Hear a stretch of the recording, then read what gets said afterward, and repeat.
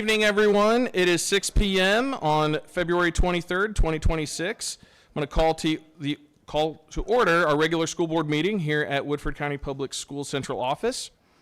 Roll call. We have all board members here and in person, and we have invited some of our amazing Southside students to start us in the Pledge of Allegiance. So if everyone could stand, and the flag is over here to your left. I pledge allegiance to the flag of the United States of America and to the republic for which it stands, one nation, under God, indivisible, with liberty and justice for all. Thank you both very much. All right. Do we have any proposed amendments to the agenda tonight? All right, then we will move into our superintendent's report, and I believe we have some recognitions tonight. I'll call up Miss Bailey.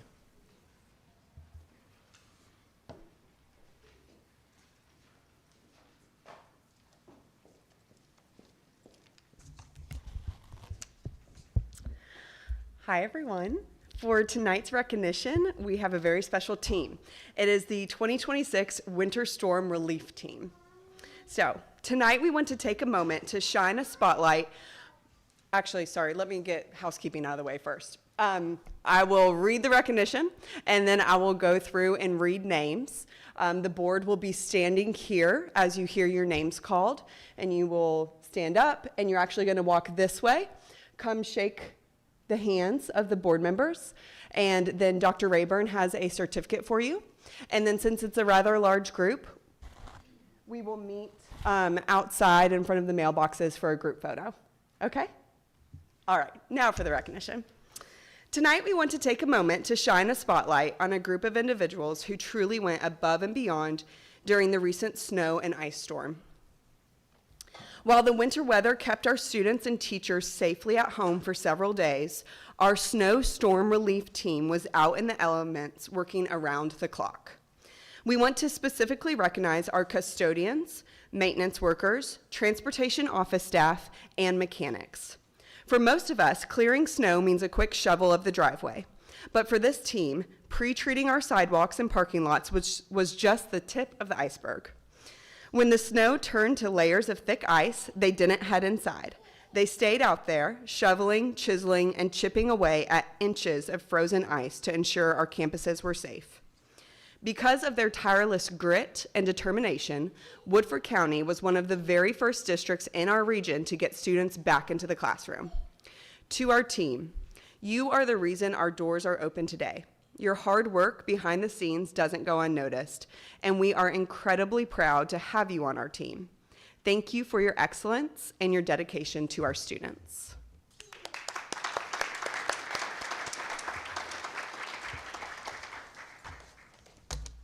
Okay, beginning with our maintenance department.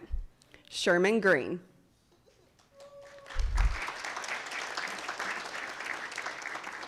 Okay. Matt Craigle, Philip Lowry, Ryan Eastman, Bobby Grigsby, Cody Reed. That's our district maintenance team.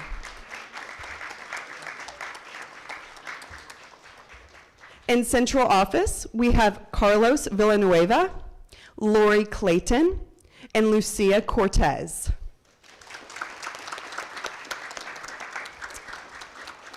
Our transportation office, William Sloan, Griffin Heckathorn, Robert Woodrum, Brian Wiley, Cindy Peel, Joanna Stewart, Sandra Zeef, and Jalen Prather.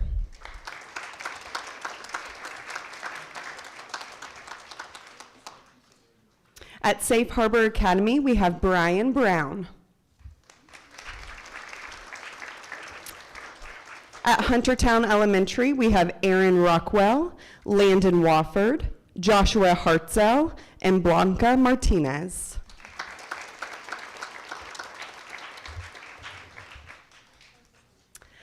At Northside Elementary, we'd like to recognize James Harlow, Luke Harlow, and David Zanotti. At Simmons Elementary, we'd like to recognize Crystal Summers, David Harlow, and Stacy Griffin.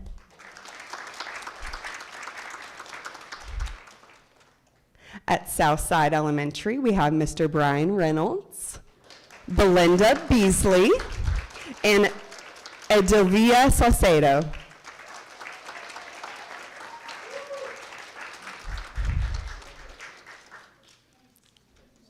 At Woodford County Middle School, we have William Wills, William Musey, David Buffin, Tony Strobel, Jonathan Spencer, Alan Perkins, and Kay Reed James.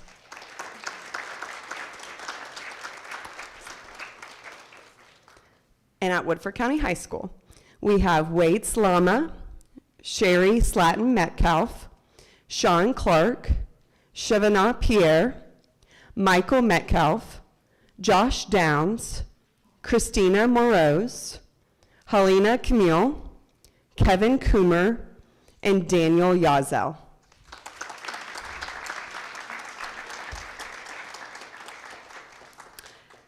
And that's it. Thank you so much for this, the amazing effort of this group.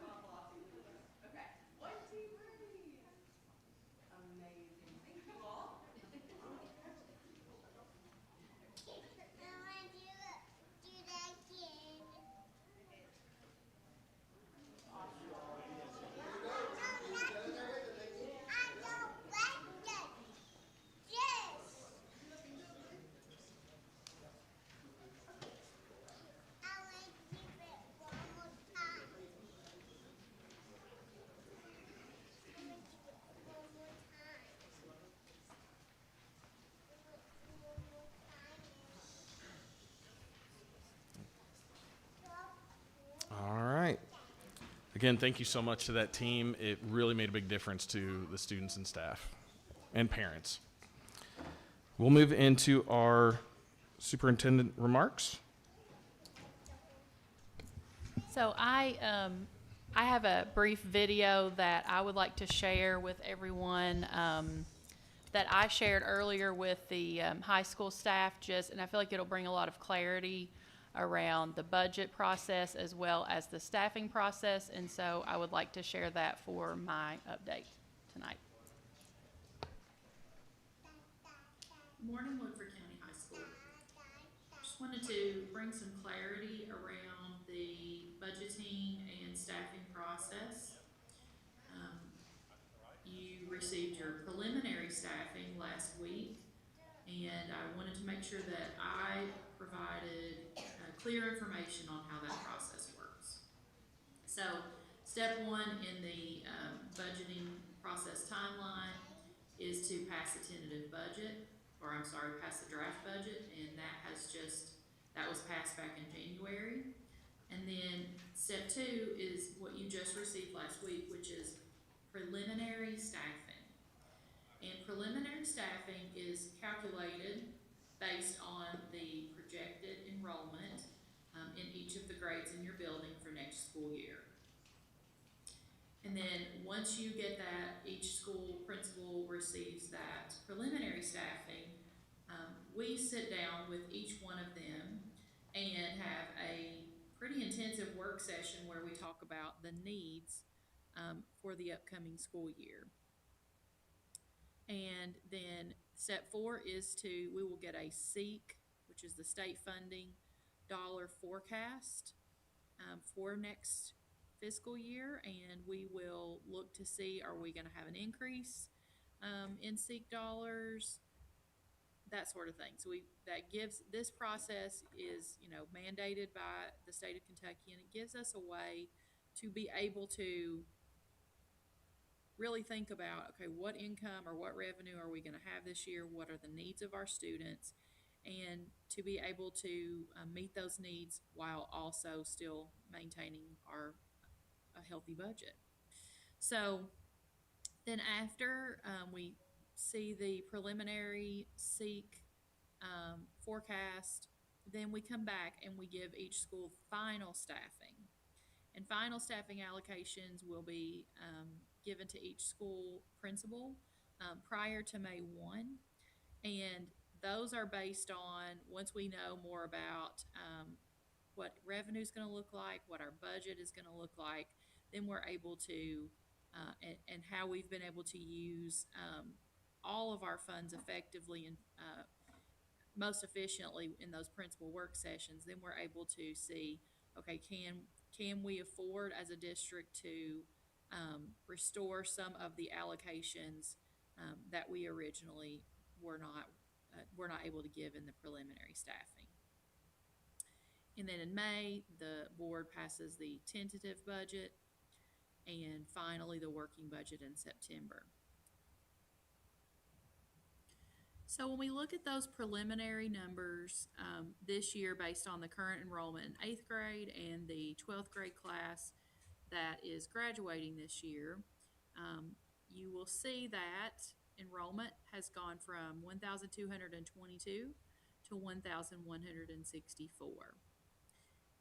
So if we had not changed the allocation to 1 to 24 from 1 to 22, if we take that 1,164 and we divide that by the 22, which is what we've staffed out the last few years, that would give you 52.9 positions simply based on the drop in enrollment at the high school that's projected for next year. So that would have automatically taken us from 55.5 to 52.9 right there. Well, if you take that same number, the 1,164 projected enrollment, and you divide it by 24, which is the proposed staffing allocation that we talked about earlier, that puts us at 48.5. So the combination of having a smaller incoming freshman class and a larger outgoing senior class, as well as the loss of students to WVLA, that is a significant drop in student enrollment for next year at the high school. So that certainly does impact the number of certified positions that are allocated.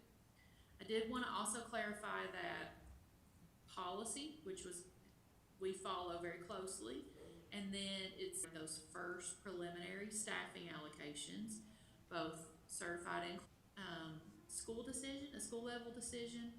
Superintendent does not expect that a master schedule is going to meet the needs of all 1,164 students. It is under the supervision and the authority of the schedule. So all that to say, I just wanted to reiterate the process, the specifics about the drop in projected enrollment. I appreciate it when you do that. Thanks. Thank you for letting me share that. Absolutely. All right. Next, we're going to move into our good news report. And Ms. McEntee, I'll start with you down there. Okay, well, hi, everybody. I just wanted to give a huge and sincere thank you to all Woodford County teachers for their dedication and effort during the snow days. Your commitments to keeping students supported and engaged even from home is truly appreciated, so thank you. Ms. McCown? Yeah, I just wanted to thank all of the staff, all of the folks with the county and with the city that work together to help get our schools ready for people to return to class after the snowstorm. I know that that was a monumental effort. It was not easy to shovel. It was solid ice, and I really appreciate all of the extra time and work that went into that, because I know that that was not easy. So I just wanted to reiterate thanks from me. Mr. Chairman, I spoke with a member of one of our booster clubs the other day. Happenstance, ran into them, and they told me and outlined all that they do. I was simply amazed. And quite frankly, if it weren't for our boosters, a lot of things that happen would not happen. Mm-hmm. So if there's any boosters here, thank you. If there's any boosters listening, thank you. You all do a fantastic job. You're really unsung heroes, and thank you so much for all the effort and resources that you all put in. Thank you. Good on Ms. Springate. Oh, I usually get last and I never have anything new to say. I did just want to say that I felt like this past weekend at the KSBI conference was wonderful. Lots of great learning, lots of really good ideas. I did find out some stuff about AI that I was completely unaware of, so I will be able to weigh in on those conversations moving forward. Dr. Gould? Good evening, everyone. I wanted to give a shout out to Miss Amy Oates and our superintendent, Dr. Jones, for traveling to the Capitol, and a former employee of ours, Leslie Gilpin, who was also a part of that. She used to be a social worker at the at Safe Harbor. But just going and letting their voices be heard and advocating for change. Dr. Jones was advocating for pre-K for all, and that's a monumental task that that she was able to get up and be a part of that and share why that's so very important to our learners, as well as Ms. Oates was able to advocate for a bill that's going through that involves school social workers and school psychologists, and there's quite a bit of a shortage in school psychologists across the state. So I think that sets a great example of letting your voice be heard, and be able to create change within our state that absolutely impacts all of us in our county and community and beyond. So thank you both for doing that. And as well as thank you so much, I want to echo getting the kids back in school. That was monumental, and as a parent, much appreciated. And it was great to be able to say, hey, Woodford County's back, so that was wonderful. Thank you all so much for all that you've done. Thank you. Yeah, I'll echo kind of the same thing everybody else said. Getting back to school is really important for students.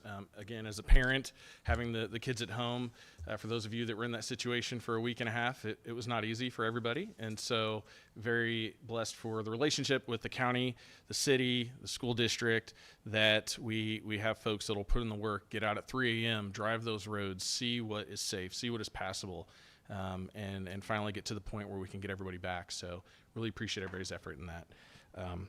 But what I'm really excited about, and my good news is going to lead into our school performance by Southside Elementary.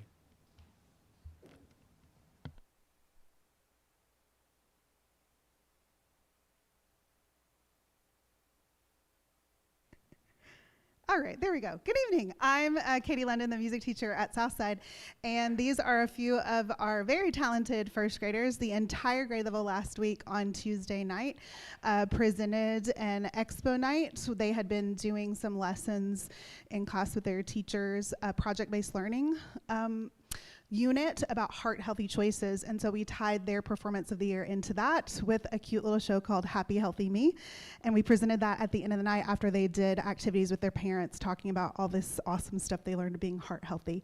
This is one of the songs we did for our show. It's called the Healthy Eating Song. We hope you enjoy it.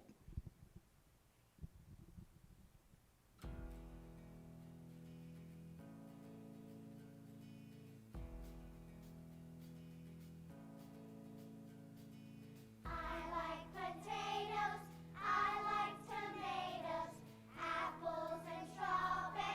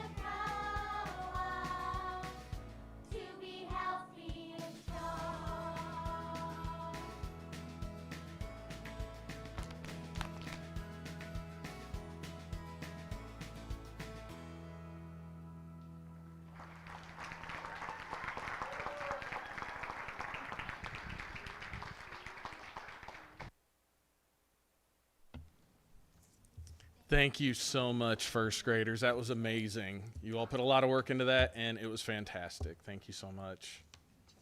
One more round of applause for them, everybody.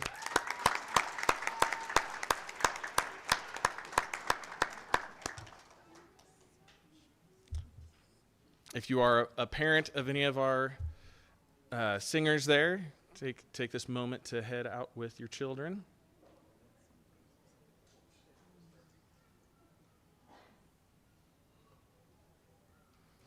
All right. And we will invite Miss Samples and Miss Durr up for the Southside Elementary School presentation. And I think you're going to open up with a duet, right, to compete with the first graders? Is that? Yeah.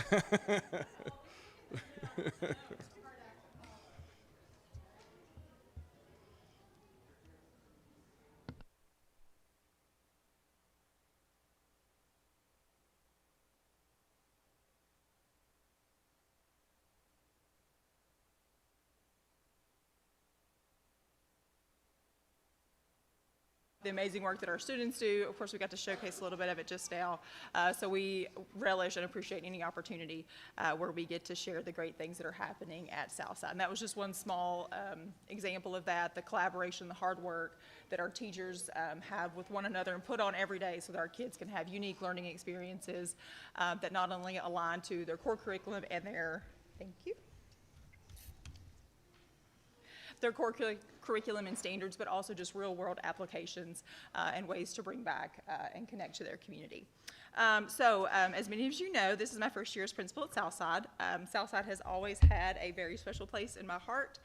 When we first moved to Versailles 12 years ago, that was the school that my children attended, and the love and the support and the care that my children received there made a place that wasn't our home feel like a home.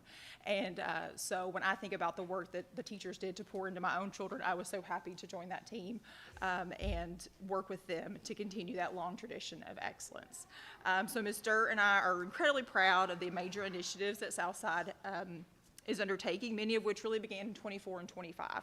And so to kind of provide a roadmap of that, thank you. To kind of provide a roadmap of that, Ms. Durr is going to, she's our administrative dean, is going to talk about a recap of last year's focuses and highlights from the 24-25 year. Okay, so you guys have really walked alongside of us as well, and it's truly been a journey. So I love that Ms. St. Bowles said that it was a roadmap because it just feels like it has been a journey for us. So looking back to last year, Mr. Reynolds and I had our big rocks that we focused on, and those were student agency, connection, and community engagement.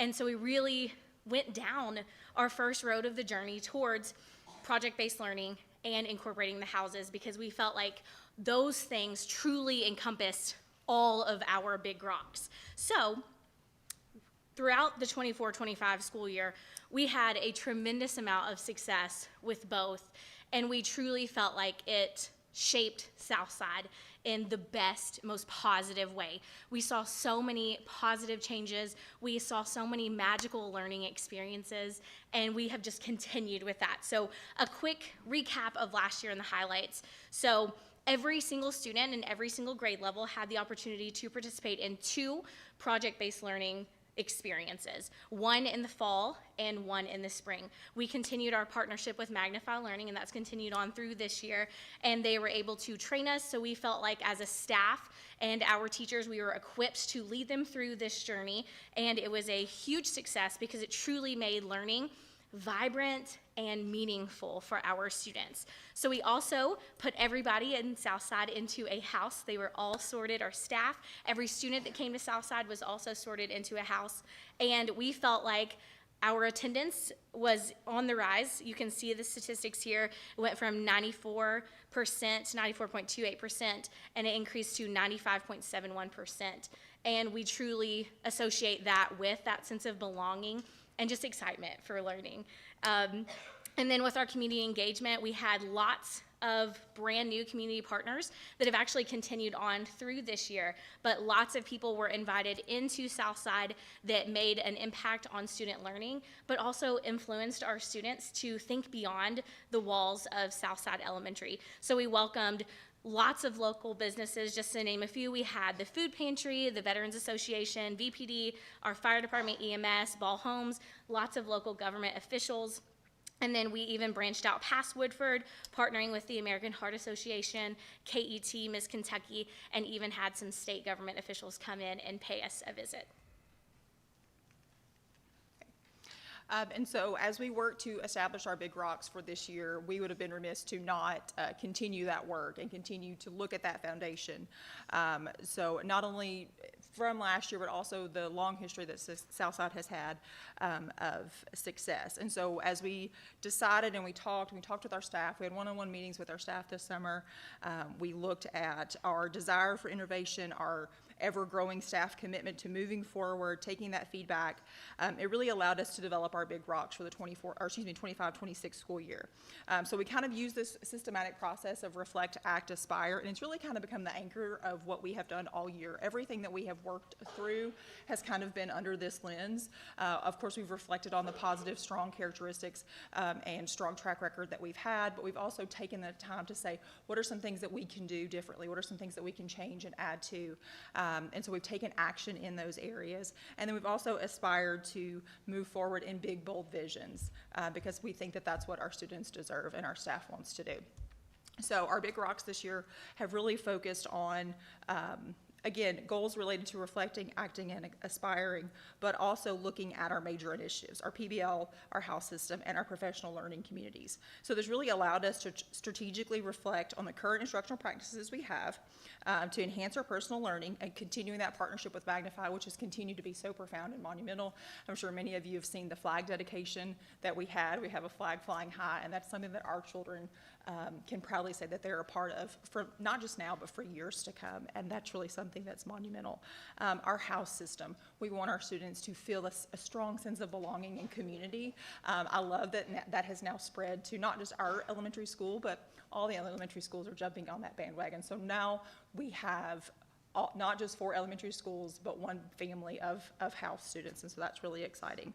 And then lastly, our professional learning communities. We have really dove into that work and been strategic in our planning and our instruction and our communication with one another to build not only strong teachers that we already have and build their capacity, but also looking at how do we continue to move that needle forward and have high expectations for our staff and our students that just only grow and move our success forward. So again, all of our focuses are related to our PBL, our houses, and our PLCs, and we're really excited for the rest of the year and all that's to come for Southside. But as we had a wonderful presentation of our first graders, our other students also have an opportunity to share some things with you. They can probably much more eloquently convey the amazing things about our house system and our PBL better than I. So at this time, we're gonna invite them. They're over here. Yeah. We have some 5th and 4th grade students who are from our house committee and our student council that are just going to share a little bit about their perspective about our houses and our PBL system. So thank you so much.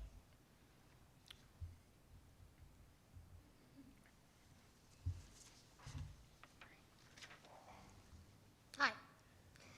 My name is Carter Brady. I am a 5th grader at Southside Elementary, and this is Southside All In, our journey with PBLs and houses. Do I click it or? Okay, thank you. All right, Southside as a whole, safety. Houses and PBLs help us be safe every day. House rallies influence great behavior by applying safety in rallies. PBLs allow us to see life in the real world so we can be safe when we were out in the world. Respectful. We have many respectful opportunities to show. House points are earned by showing lots of respect to yourself and others. Not to mention PBLs involve the community, and we always respect our county natives. Responsible. Being responsible at Southside is easy. PBLs are real-life situations with real-life consequences, so students are fueled to act responsibly. House rallies are a privilege to all students, so we are all motivated to be on our best behavior. Hi, I'm Lucas Franklin, and I'm in the 4th grade. How do PBLs affect students' PBL allows us to experience real-world problems and solutions. It also helps our personal growth in ways that a regular lesson can't do. A PBL teaches concepts and inspires lifelong learning at the same time. As a student, being able to do PBL is exciting. It's a very fun way of learning while still having fun on the way. We can do so much thanks to PBLs. Hi, I'm Charlotte, and I go to Southside Elementary. PBL's fantastic impacts. They taught us we can still have fun while learning. When we're doing activities, I can tell that all students are trying to engage. When I started PBL, I realized how much better I've grown in school. PBL has helped me understand so much more in my classes. The first picture is the parents visiting during Expo Night. The second picture is when the 5th graders taught about the houses to the kindergartners. And the last picture is when the 5th graders got to apply for jobs at Southside Elementary. How do houses affect students? The house system has changed our view on school so much. This year, we have loved coming to school every day.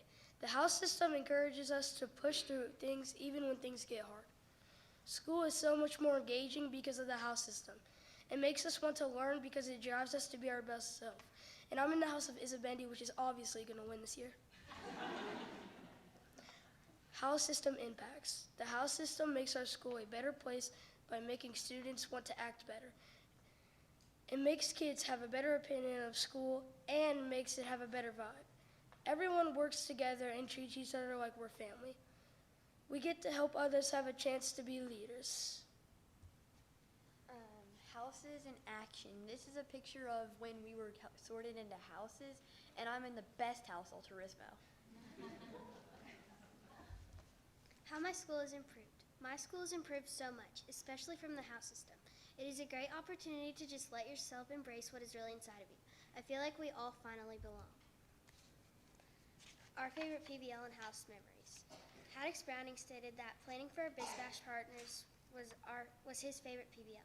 Maylee Brims said that making a flag for Versailles was her favorite PBL. Lila Waters said that kindergarten house sorting was her favorite house memory. Avery Gladys said that donating 7,000 items to veterans was her favorite PBL. And finally, Carter Brady said that field trip writing was his favorite PBL. Well, I know we've been talking a lot about PBLs and houses, but we haven't really talked about the success of them. So starting off with best behavior. Houses motivate students to be on their best behavior because they want to get house points and for their house to win. Every day when I go to school, I'm motivated to get house points, but El Turismo does not need them because we are going to win. So, and motivation. Students at Southside get motivated to come to school because of our house rallies, PBLs, and fun learning environments. All these qualities make every day a great day to be a Southside Stallion. Every day is very motivating for all of us. I think we can all agree on that. Better learning. Before project-based learning was present, learning wasn't as motivating for us. Now we can all practice problem-solving skills and expressing our ideas to the school. I think everybody knows that they have the freedom to think what they want and share their ideas. In conclusion, it is always a great day to be a Southside Stallion, and although we are 4 houses, 1 school, we are also 6 schools, 1 county. Thank you for the support, but we have to do one more thing before we leave. We've talked a lot about houses, so it's time for you guys to get sorted into some houses.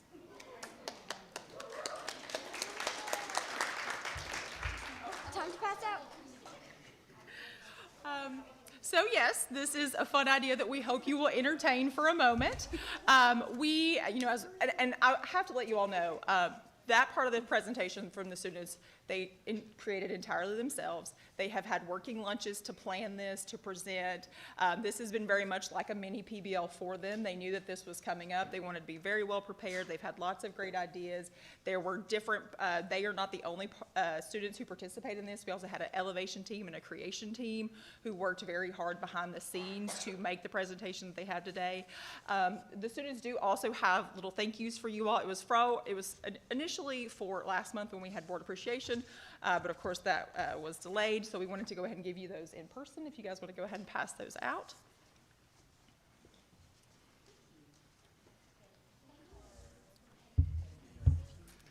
Yeah.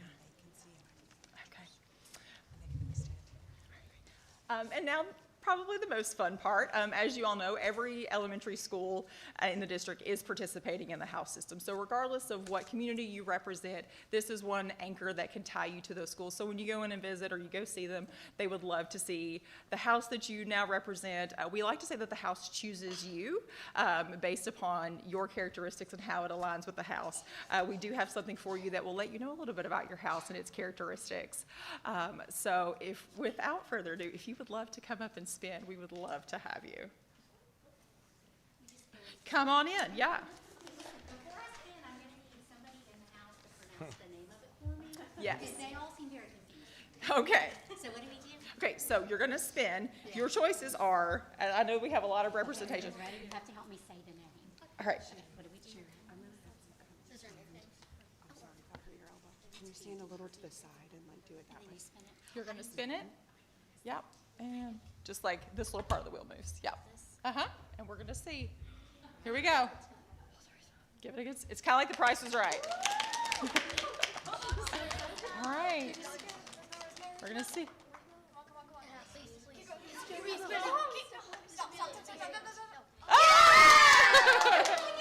Okay. You're in Altruismo. Yeah. The House of Givers. All right. All right, Miss Gould.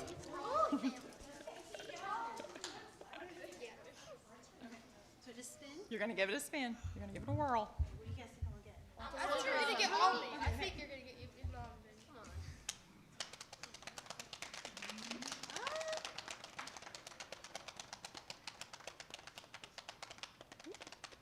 The suspense. Oh! So 2 for Altruismo. Oh! Oh!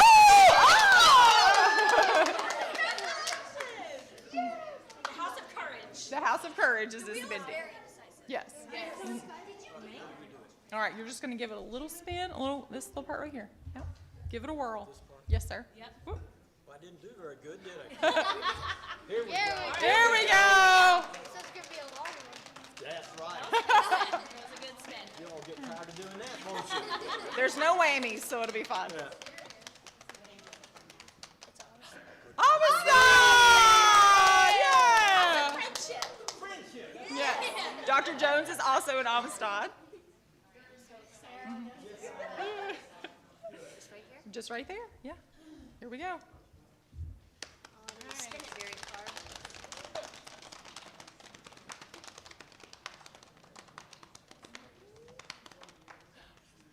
Oh my goodness. Wait. Oh! Ah!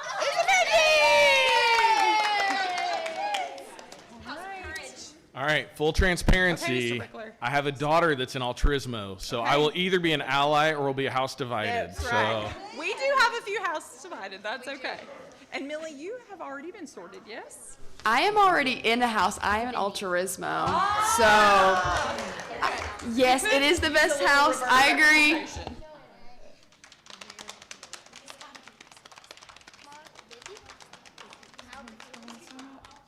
Oh, That's Rismo. That's It Rismo. has to be altruism. That's on me. touching it. okay. That's Rismo. We'll make it Where are we Rismo gonna just go? so. To be I think it is Rismo. It's got to be All right. Yeah. exactly what it should have been. All right. Okay. Thank you, guys. Okay, yes. Do you guys want to show them your signs? Isabendi, Amistad. Revere is not here, but it would be like this. I am Revere, but yeah. Yeah. Okay. Yeah. Uh-huh.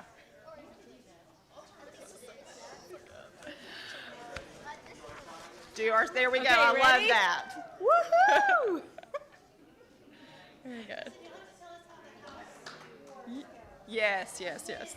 Thank you. Well, now we- that you're sorted, you are cordially invited to any of our house rallies. So you can join your house during our house rallies and have some fun, and we can get some house swag for you while you come visit. Sounds perfect. He's currently in the lead right now. Uh-oh. All right. Thank thank you all so much. We appreciate this. Thank you so much. Thank you.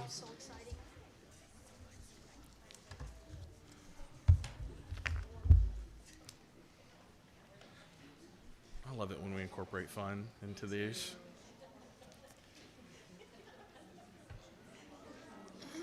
We'll give them a moment to leave as well.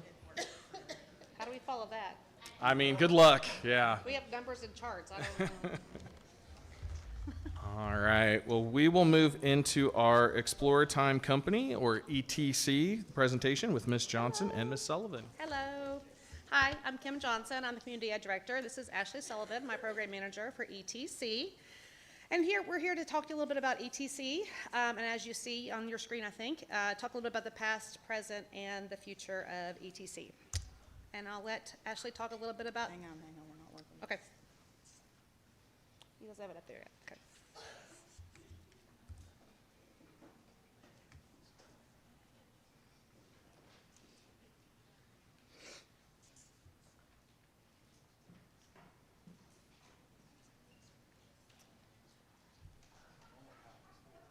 I don't know.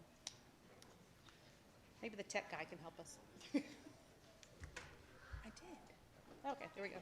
There we go. I held it instead of just tapping it. Sorry. Okay. All right, and I'm going to let Ashley start off. So ETC, as you all, raise your hand if you have had a child or a family member participate in ETC. Exactly. So ETC has been around since about 1992. We tried to go back and figure out exactly when it was chartered, and the oldest person I spoke with that had been part of it then couldn't remember if it was 91 or 92, but I found a document in 92. So we'll just roll with that. But we were founded as a program as an extension of community education, which is what Woodford County brings to the community as what they need. So do we need fitness classes? Do we need cooking classes? Well, they needed childcare because we know that Woodford County for school age is a childcare desert. So we provide that for the community. ETC is a financially self-sufficient program, meaning we operate solely off of money paid by participating families and any monies that are paid to us from the Child Care Assistance Program, or CCAP, as some of us may know it by. We are a state licensed Type 1 daycare center through the Division of Regulated Child Care, or DRCC. And in 2009, through the Kentucky Community Education Association, we were voted as the most outstanding after-school program award. And so we got a plaque and a nice award and everything for that in 2009. So let's talk about those years, those few years there, a few years back. So with COVID, I was telling her today, when we got our first COVID check, we actually only had $5,000 left in the bank.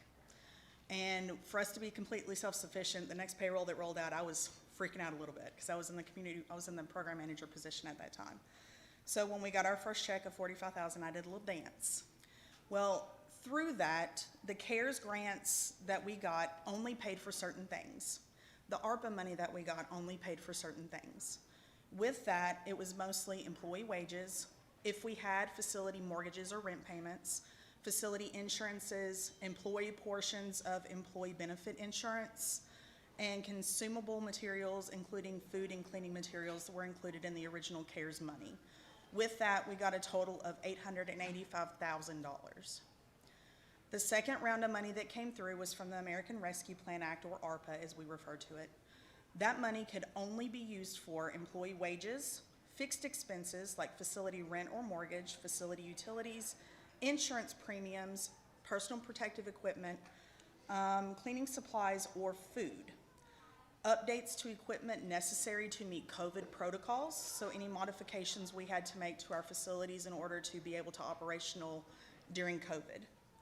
It also included items for social emotional learning curriculum activities in order to help kids acclimate during that time, because it was a great effect, as we all know now.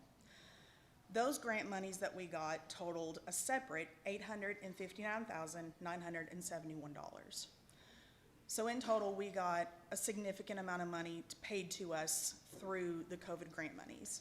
That money was allocated based on your licensing possibility, not what was currently enrolled, as we all know, because it was extremely capped on an enrollment. So I just want to give you an overview of the staff within ETC. So as you know, I'm Community Ed Director. I'm over a few programs within the district. But Ashley is over the Program Manager or Director within the state hierarchy of child care related or licensing related.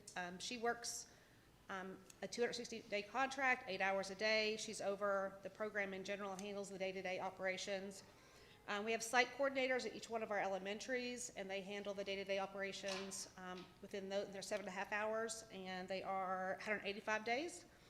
And then I'll let her go into the assistants, the subcontracts, and then what the trainings have to happen based on that licensing. So we have ETC assistants.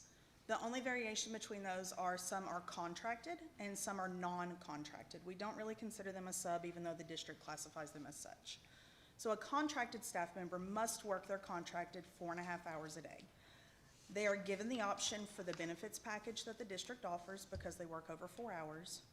They must work a minimum of 180 days in the school year, and they must be available to work some scheduled, prearranged full days that we offer. Our non-contracted could work up to 4.5 hours a day, each shift as needed for ratio. They are required to work each school day, and this is the new one that we are pushing, a minimum of at least 2 hours. Given the option to work full days as needed for ratio. So all ETC staff have a certain requirement that they have to fulfill within daycare regulations. I have to have at least 18 hours of training as listed as the state director. Normal ETC staff have to have a minimum of 15 hours. These are ECE TRIS hours. These are not the safe schools that the district has to do. These are daycare training only. Please let it be known that I have to do these as well. Yes. We have to pass a CARES background check in addition to the district background check, which is why we have to have our own separate staff. We have our own background checks that have to be cleared. We can't just have a regular teacher come in and hang out for a couple hours after school if we're really short-staffed. We have to maintain and implement all ETC policies and procedures. That goes along with also the district policies and procedures. And we have to maintain a current TB test, a current CPR physical training. We have to maintain a food handler certification, and I'm sure there's others as we go along, but those are the ones that I thought of immediately. And that has to stay current. That has to stay current in our office, has to stay current in all of our sites. So that is something that the ETC site coordinators, they're responsible for, as well as ourselves as the program directors. Okay?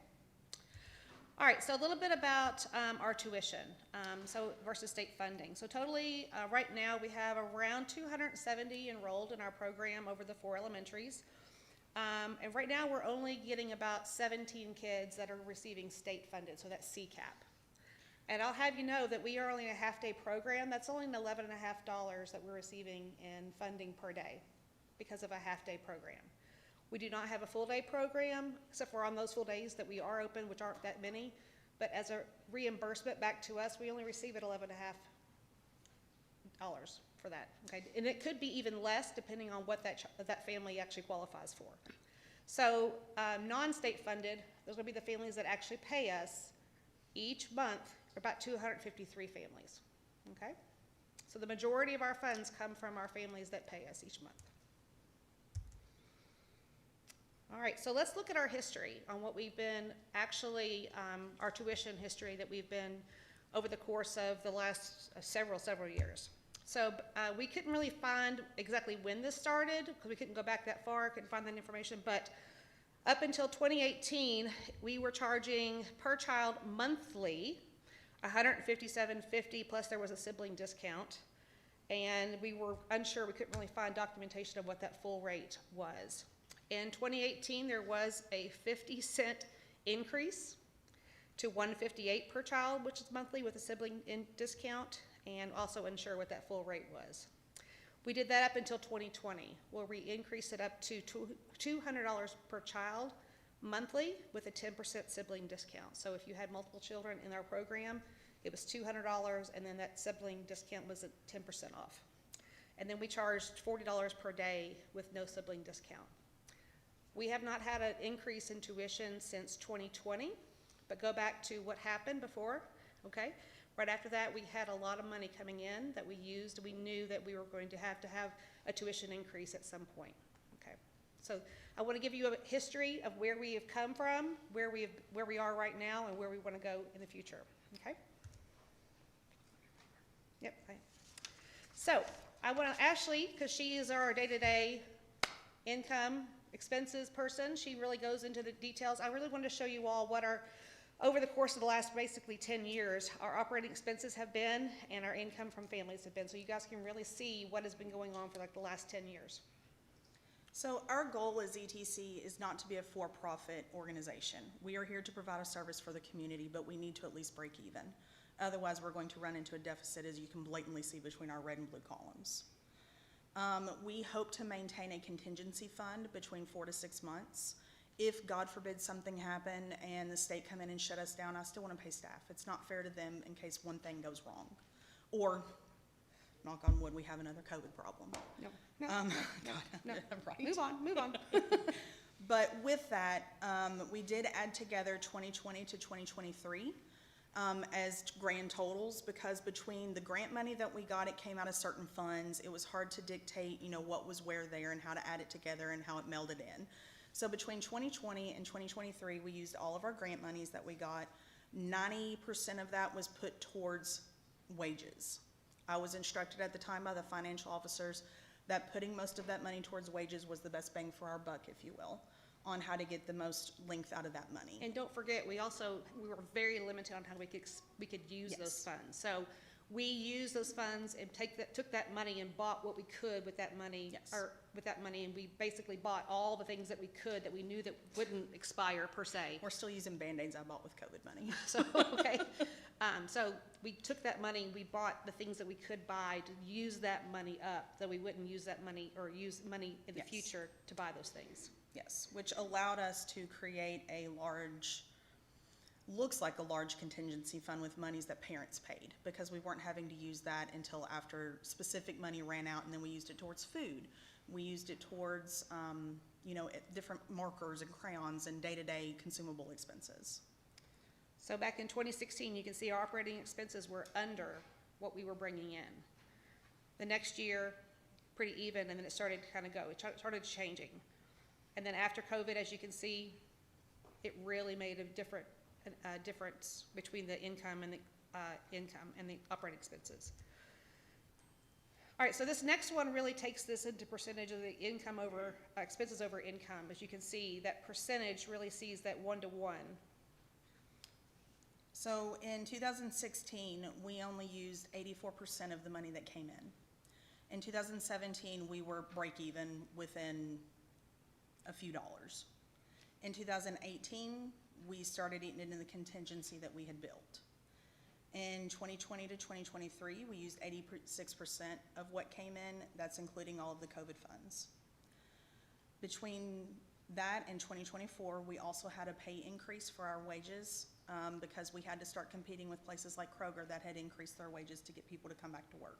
And if I'm not mistaken, Ashley, we were required to receive that money. We had to up our hourly wages, right? Correct? To a point. Yeah. To receive a certain, so in order to receive some of the ARPA money, it was based on the money that you paid out in salary. Mm-hmm. The highest dollar amount was 13. We started out at, I believe, 1243 or something around that when the money was starting to be dispersed. So we were almost top tier, but it wasn't necessarily contingency to raise our. So we were trying to be competitive with those around us because we couldn't get anybody to apply. So we were having to be competitive. Unfortunately, as I've said before in previous board meetings, we are a niche time of day, and we have to find a certain type of qualified person to work that time of day. 4.5 hours from 2 to 6:30 is a rough time frame to hire someone for. So as you see, moving into 2024, it's at almost 200% of what we're bringing in. In 2025, it went down a little bit, and so far in 2026, it's down a little bit, but still not enough to be where it needs to be per se, to break even. Okay.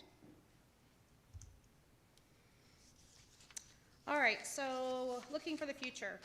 What we're looking at then is what we're going to be later in the agenda today. You're going to be voting on looking at an increase for tuition. So what we're looking at for a tuition increase for the fiscal year 27. It's not going to be on the agenda today, but what we're looking for is summer today, but we will be presenting later on down the road. But that an increase of a monthly tuition of $25 per child with that 10% sibling discount, and increasing that full day rate by $10. We're looking at possibly reopening ETC on NTI and snow days, so we're working on getting that as well at the superintendent's discretion. And then also the following year in 28, an additional $25 per child. So we haven't done that obviously in the last 5 years, so we've got to catch up. So we've got to get that back up to where we needed to be, and our food costs have doubled in the last 5 years. They doubled in the last year. When I ran expenses, food costs had doubled in the last year. You all know it too, yeah. And we're feeding close to 300 children, so.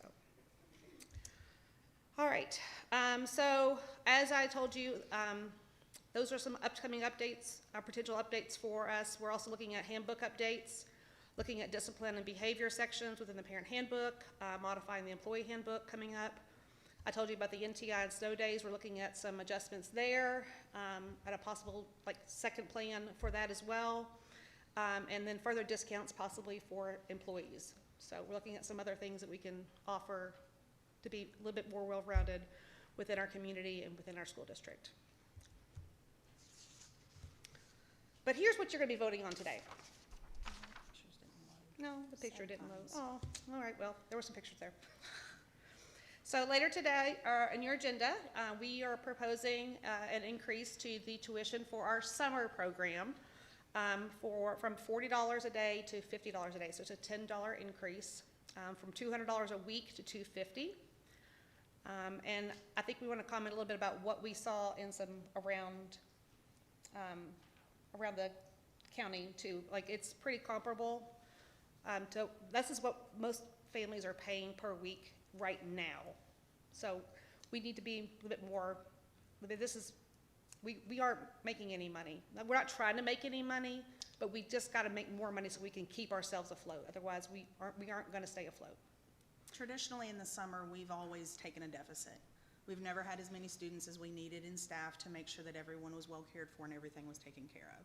And we're not necessarily looking to cut that deficit drastically, but transportation costs have gone up. We still want to take field trips. That's part of the great thing that we do. A lot of our pictures came from field trips. But what we need is, just a little bit more per child in order to make it more feasible to eat those costs. And just a reminder that when we have our summer program, families sign up per week. So if they need a week, they know the week they're going to sign up for, they pay for that week. So if they only need 3 weeks within the summer, they pay for those 3 weeks.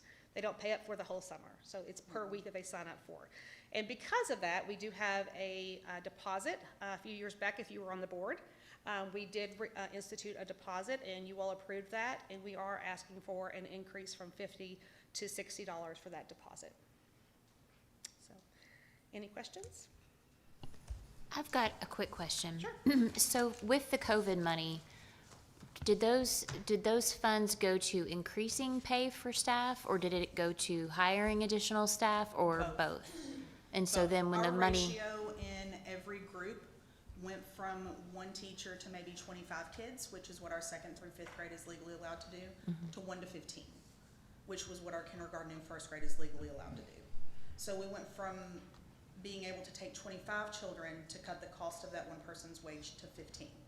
And that was finally alleviated, through the COVID restrictions. And that was finally alleviated somewhere in 2022. I don't remember exactly when those restrictions kind of lightened up a little bit. Right.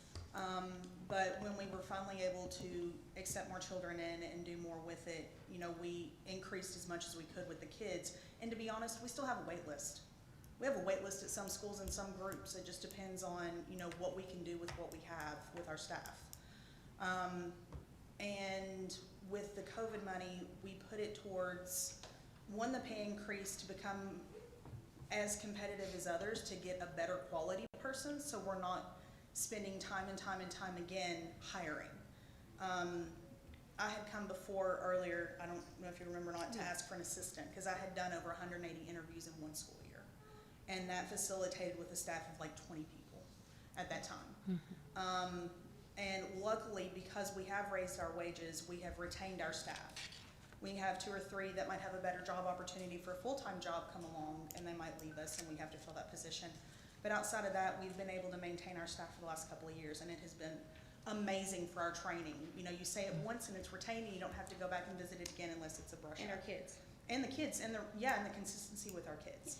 So yes, we use part of the COVID money towards raising not raising rates, obviously we're not raising rates, towards raising wages. But at the same time, we put it towards as much other as we could also that was allowed. I don't have a question. I just had just a quick comment. I think that this program is a really wonderful opportunity, not just for our students, but also for our staff and our parents. I did have children who participated, and it was a really wonderful experience. I think having the kids in the building and the parents in the building and having that goodwill and having that safe, secure, nurturing, educational program for our children is just a wonderful part of Woodford County. So thank you. Thank you. Anybody else? I mean, I've got a comment too. I was in ETC all through elementary school, and I absolutely adored all the wonderful women and men that were in that program, and they were so loving to me. So this program truly needs to stay alive because it impacts so many children. So thank you. If something were to ever actually happen to ETC, this community would not survive. We are the child care backbone for the working community here in Woodford County. We are. It's.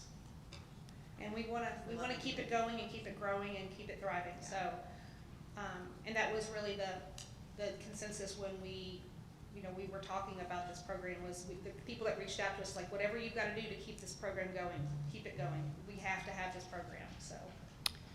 Can I ask a follow-up question? As far as the amount of money that you're asking for, will that sustain it?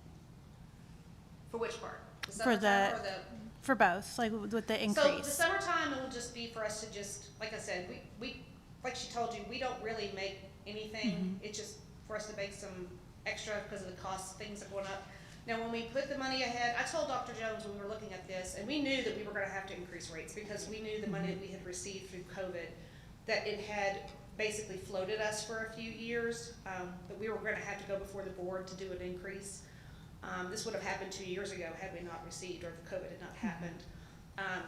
It'll probably take us about 2 years. That's why we want to do it incrementally over 2 years, that we'll have to continue to reassess where we are.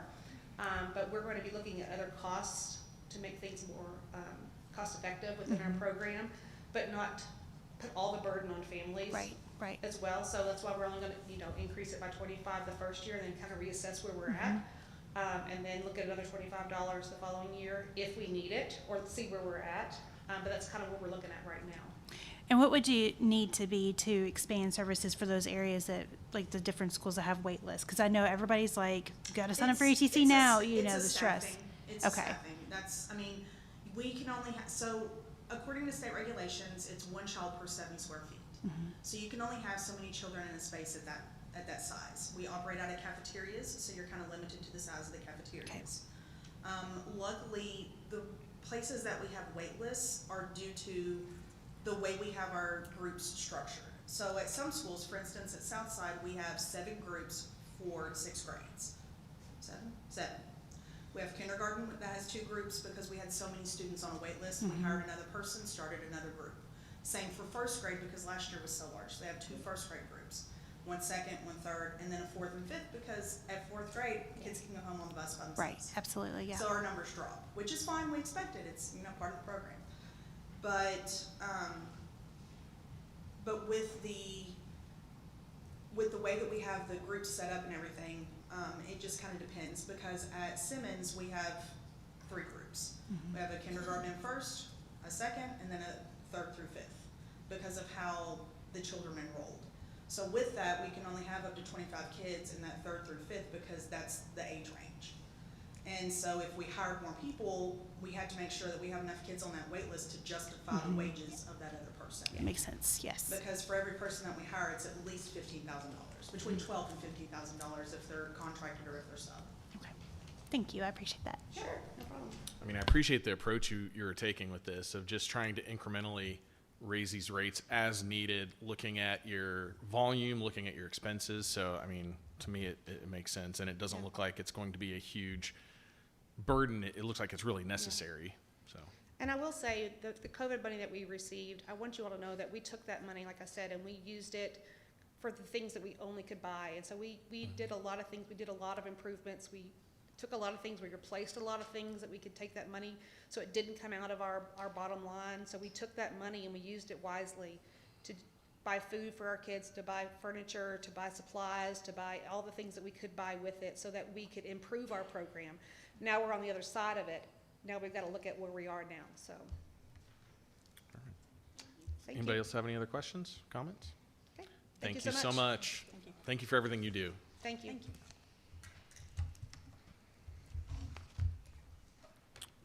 All right, at this time, we're going to move into our new high school project update with Dr. Rayburn.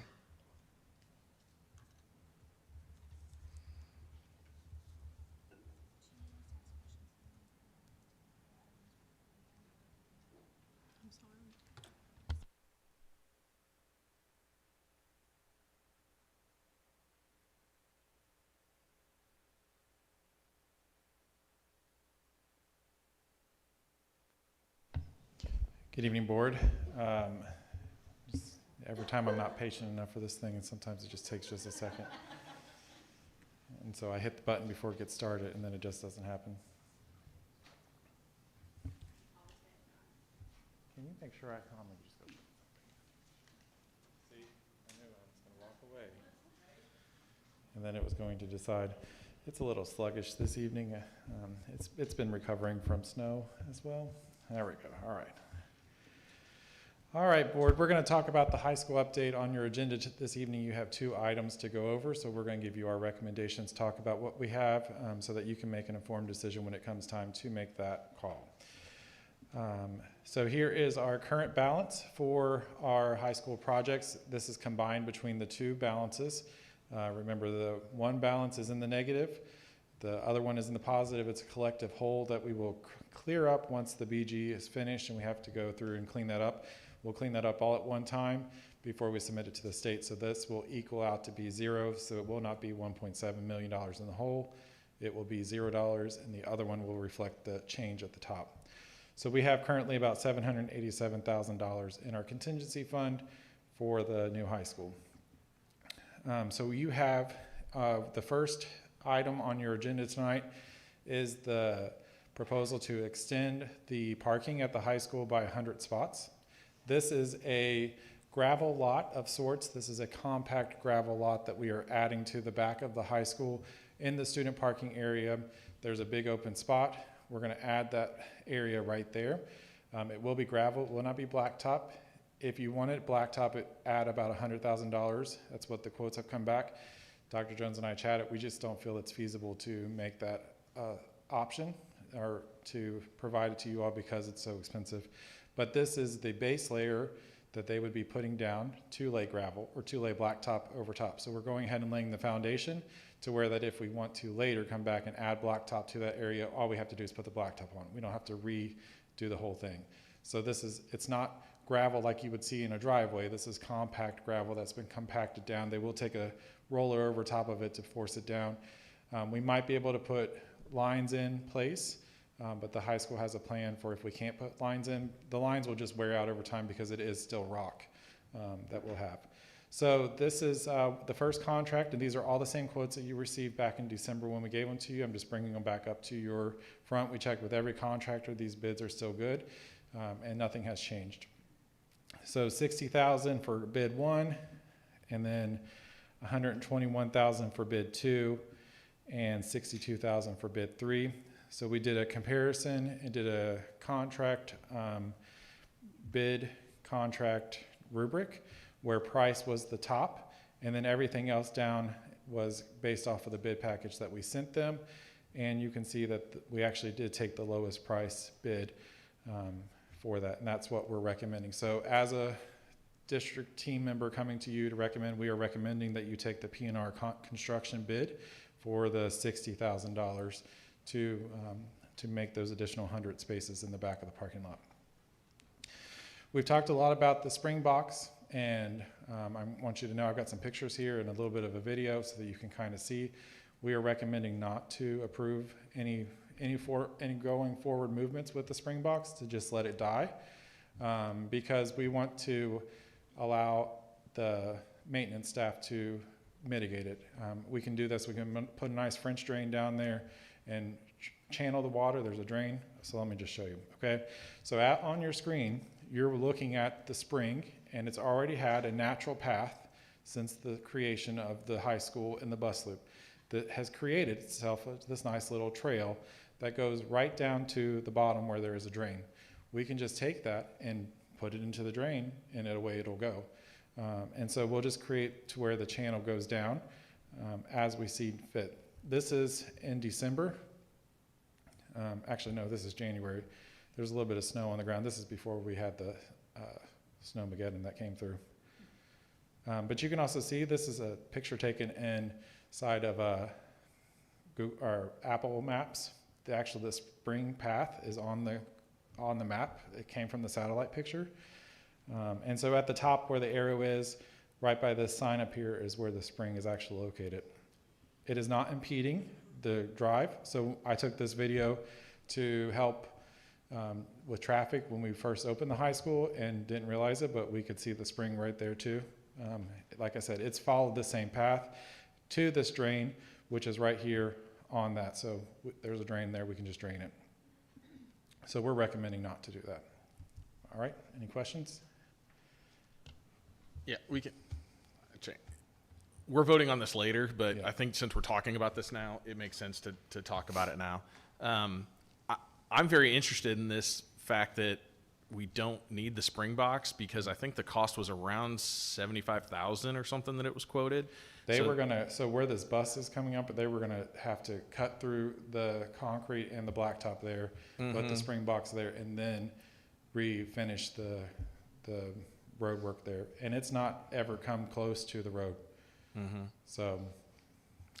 Well, thank you for doing this work, and I'm sure there's others involved in figuring this out. It's been very much like our maintenance director is like, we can handle this ourselves. We don't need to spend $70,000. That is amazing. I'd rather spend $70,000 on a parking lot. Right. Thank you. Can I ask a question Absolutely. about that parking lot? Okay, so I'm just looking at the student side of it. I mean, I know Mr. Reed is here and maybe he can answer this question for me.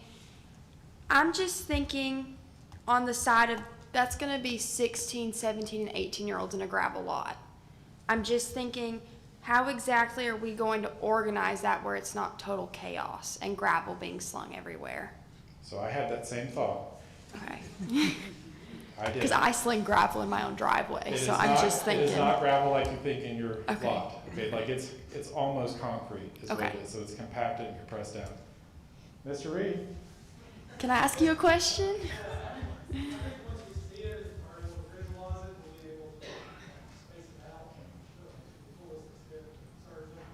Okay.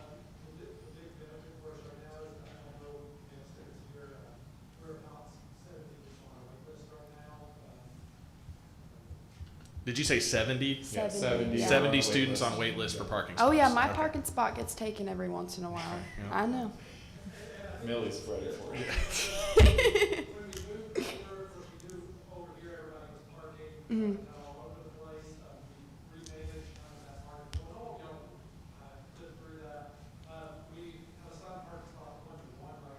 Right. With this expansion, we might not have to do that next year. We know we have a lot of students that might come late after appointment or leave early for co-op. That'll give some flexibility for us. Okay, and then Right do now they we? have no flexibility, so. Yes. And then do we know when this gravel lot is going to be finished and usable? You probably won't be here. Yeah, I assumed that. They'll start as soon as the weather allows it to. As soon as the board votes on it, we'll tell them to go. Okay. They'll start. Thank you so much. Thank you, Mr. Reed. I have two things. One, there is a plan for lining it, correct? So that way cars will be We spaced. will do our correct? best to line I mean, it. to whatever it needs Yeah. to happen, to where people are not taking a parking spot and a half and That's a school issue, but yes, we will do our Okay. best to help. to make, well, I just think about the cost of that. Does that need to be added into the overall cost of the parking lot For striping? or whatever the plan is. Or just to do a material that can be striped. Where we sell parking spots, that's supposed to go back into parking. Okay. And I think our students are really able to use such things. Mr. Reed, can you come up here? Sorry, since we're, that way everybody can hear. Just so the people that are watching online can hear you that way. Yeah, so we do sell parking spots each and every year. I think they're $15 a pass. That money goes into our general activity fund at the high school. So we'll have funds available to buy that kind of marking paint for that gravel lot. I think once we get the lines marked, students will kind of learn how to maneuver and where everything is. And we'll do our best to stay up on top of it, but I think those funds are typically reserved for us to renew parking passes every year, those tags that we give out, and that would just be another expense that we can use those funds on. Okay, thank you. I do want to say one thing, and I want to say this one thing, and then I want to stop with the whole drainage. I still cannot believe the spring dried up, and they said, don't worry about it. We don't know it's coming back. And not to belabor it, but I am still absolutely floored and disheartened by that process. I was not here for it, but I've been here for the conversations, and I think it's absolutely ridiculous they left us with that mess. And I appreciate our maintenance team being able to take care of it and save that money for things like the parking lot that is definitely needed, but that should have been remedied from the beginning. And that's all I will say. And for the record, none of us knew it until Yeah, you they should have came told you all. I mean, it was, nobody knew what a spring box was or why it No. was on the agenda, so I think it was And- news to everybody. And why they did not, they were the ones that were championed with telling you all and advising, and that never came up. That just blows my mind. So I just will say that, and then I will leave it alone, and it's history at this point in time until it's not, so. The only thing I will say, just to kind of echo that, I think there have been a number of things that has kind of happened, and if you look at the amount of contingency funds that have been spent for really kind of basic things that I think we thought we were getting or should have been getting, it will blow your mind. But again, I would just echo that I am so glad there's a line drawn under that. And at this point, we can just move forward. And if our maintenance folks can't, then, we can come back and revisit that. But I think it's a very good idea to just draw that line and to be done and to move on. Agreed. I still think they should be held responsible for it, but that's just my personal opinion. Thank you, Dr. Rayburn. All right, we're going to move into our curriculum and instruction update with Mr. Asher.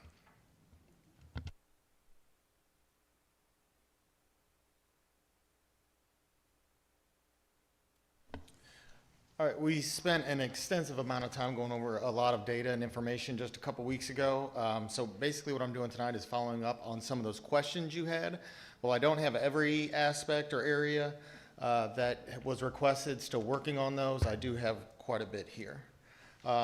You have it on your screen and in print. So we'll go to the first one, dealing with demographics here. First off, it came up of capacity specific to Southside. So here is from the district facility plan, last done in 23-24, I believe.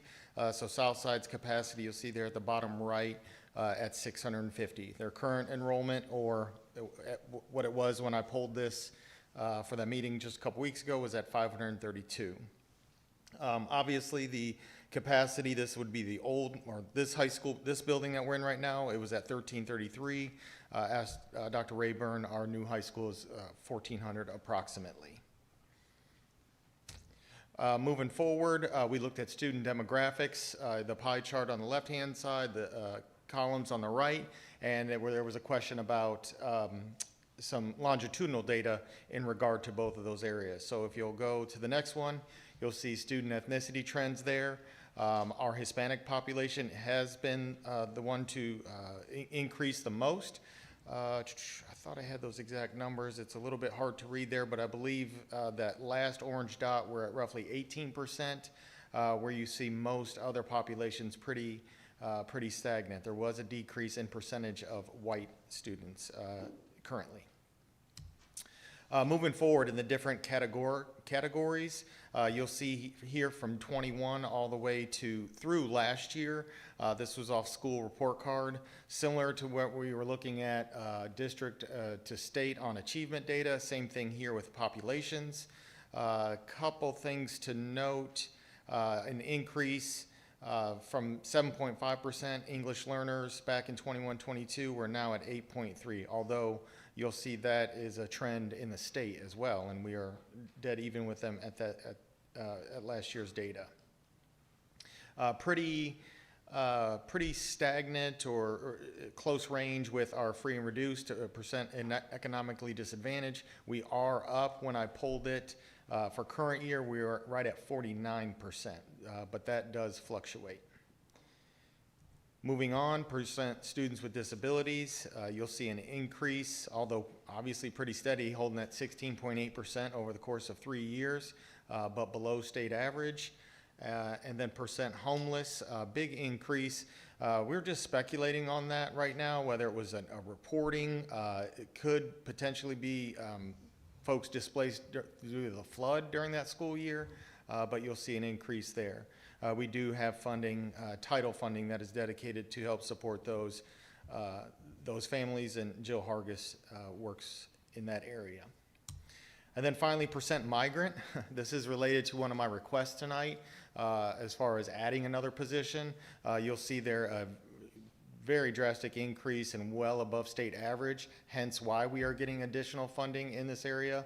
While I know obviously we're talking about budget cuts and things like that in many other areas, our funding for our migrant education program has significantly increased. It is very restrictive what you spend those dollars on, hence why we're asking to add more staff. We had added the instructional assistant, just got that hired.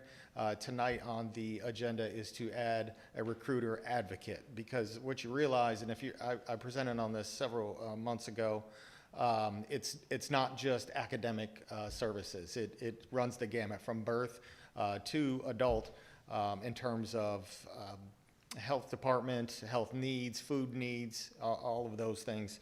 But as you can see, a significant increase in that population. Questions about any of the demographic data we just went through there? All right, moving forward, more academic based. We looked at our AP numbers and enrollment. Again, there was a question about longitudinal over time. So if you look here, sorted both by ethnicity of enrollment as well as AP courses taken. There was a dip from the 2020-21 school year, but then you'll see that increased last year of total courses down there in the bottom right at 645. So just to explain the numbers, what you're looking at in the table, total students, but some of those students take 2 or more classes, so that hence why there are more courses. Number of test takers, so those that opted to take the test in a given AP course, and then number earning the qualifying score of 3 or above to earn the credit. And then obviously the percentages of student enrollment.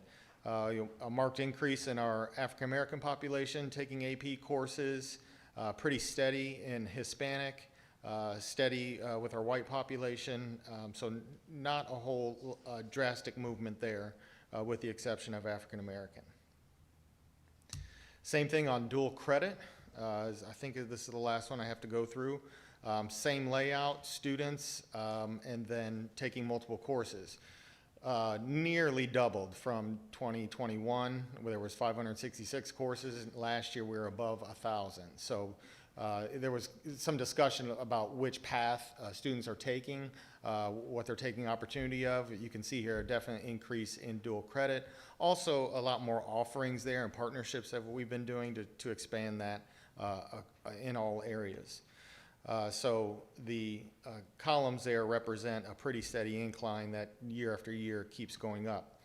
On the ethnicity side of things, you'll see an increase once again in our African American population. We had looked at that, and that trend holds true this year in current, as well as our Hispanic population continues to grow there. So that also equates to, if you remember me talking about through our equity work, how we had changed to make those offerings more open and available to all students. So again, it worked way back from that 2021 school year till now, continue to see an increase there. So that was an update on just a few things. Again, I think there was some behavior data you asked for in a couple other areas, so I'll continue to work on that. Dr. Jones? I just want to say this is data to be celebrated. Yeah. This is unprecedented, and it should be absolutely celebrated. And thank you, Ryan, for doing such a great job, just going back and addressing all the questions and bringing this data back to the board. Yeah, high school deserves a lot of credit for that, for the focus, for the intentional scheduling, for pushing the students to enroll. All students, as you can see, taking advantage of accelerated coursework there. Yeah. Last thing, I'm sorry, any other questions on data here? I do have a quick question. One of the things that I notice is, and it seems to be a wider gap with the AP courses versus the pass rate for the dual credit courses. I was just wondering what, if you track, like, what are some of the signifying events that may contribute to the lack of pass rate in some of these areas. I mean, it's not a huge number, but there is a significant gap when we look at earning qualifying score, especially in the dual credit courses, which are concerning to me when they take those grades that they earn into their college career and maybe put them behind on their GPA from the beginning. So I was just wondering what precipitates a lack of. On the AP side of things? I'm looking more, well, both of them. The dual credit, it's like 50. And then, if I'm looking at this correct, and then the number of test takers and the number of earning a qualifying score, it looks like 366 test takers and only 241 of those earned a qualifying score. On the AP? On the AP, yes. I would have to, it really fluctuates from course to course and test to test. We do have that data. I can dig a little deeper to look for trends in there. But what I've noticed, we do analyze that, not as heavily as we do KSA, but initial look at it, it fluctuates quite a bit, but certainly can pull that and add that to this. Well, I just think about the cost, right? Like the long-term cost as far as, especially if you're paying for a dual credit course or if your GPA is following you forward to your college courses And or your another college thing, GPA. now that I remember looking at it, also to put, as I always do, put together averages next to that. Yes. What are the, just so you have some comparison data, so I can pull that and add that to this piece right here. I also wonder if there's any deficit in pass rates under certain groups of individuals, if we could look at that data. I don't know if you have that. It may not be that. I believe so. The Different very same report that I demographics. got this from, I believe you can check that box. One of the questions that I wanted to follow back up on from our data meeting is the CTE courses and the pathways. And I know some of this is beyond our control because of the state kind of designates which pathways you could take. But some of the things that I've heard is and again, I mentioned this the last data meeting, but what about if they don't offer your pathway? What do you do instead? And what if you get into a pathway and you decide, this is not necessarily for me, and maybe that's a Mr. Reed question. What's the process as far as switching? Are you able to switch easily? Are you able to try out different things if there isn't a CTE pathway that fits where you want to go to in college? I mean, first off, we just try to have as many offerings as we can. Hence, and I reference this while we put some programming here. We obviously lost our connection with Fayette County, and that's not a bad thing. We wanted to bring things more local, work with Ms. Probst in terms of some equine things that we do around here. Obviously, we're in a good spot for that. So there just may be some situations where we can't offer it. Diesel mechanic, for example, we have a couple kids that were grandfathered in over at Fayette, but in the near future, we won't be able to here. Now, we want to continue to look at that. Unfortunately, I think we talked about the grant, didn't come through for us to use that other space back there, but something we can work towards in the future. As far as changing, yeah, I would ask Mr. Reed to talk to that. I know from personal experience, my daughter started in one and changed up, went to another. But if you don't mind, sorry, put you on the spot. Sorry. I guess the reason why, again, I think about too, those students that may again, not have a pathway offered, or maybe one that doesn't fit their needs, or like, how do you kind of handle that navigation? Because again, I don't know if anybody watched the data meeting, but the example that I gave was mental health. There's not a mental health CTE. given by the state, and what if that's the track you want to go into? What do you do in those situations? For those, we try to work with students and understand kind of what path they want, that we do a lot of ILP work.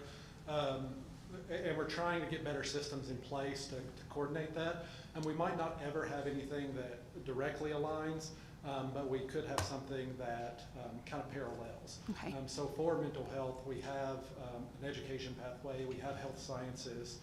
We have a student that this past year that really wanted to, has found a path in social work and really connected with the fire science teacher. And there's aspects of that really correlate.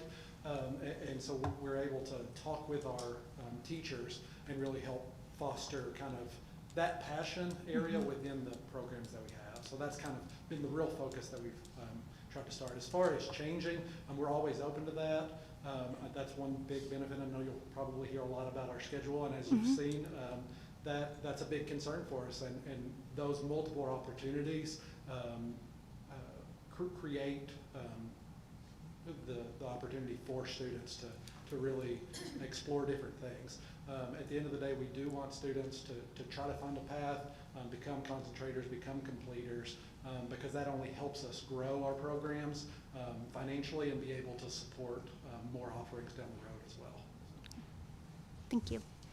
And these CTE pathways are incredible. There are so many gifted teachers in these pathways that really do care about their students, and they try their hardest to help their students find something within their pathways that they enjoy.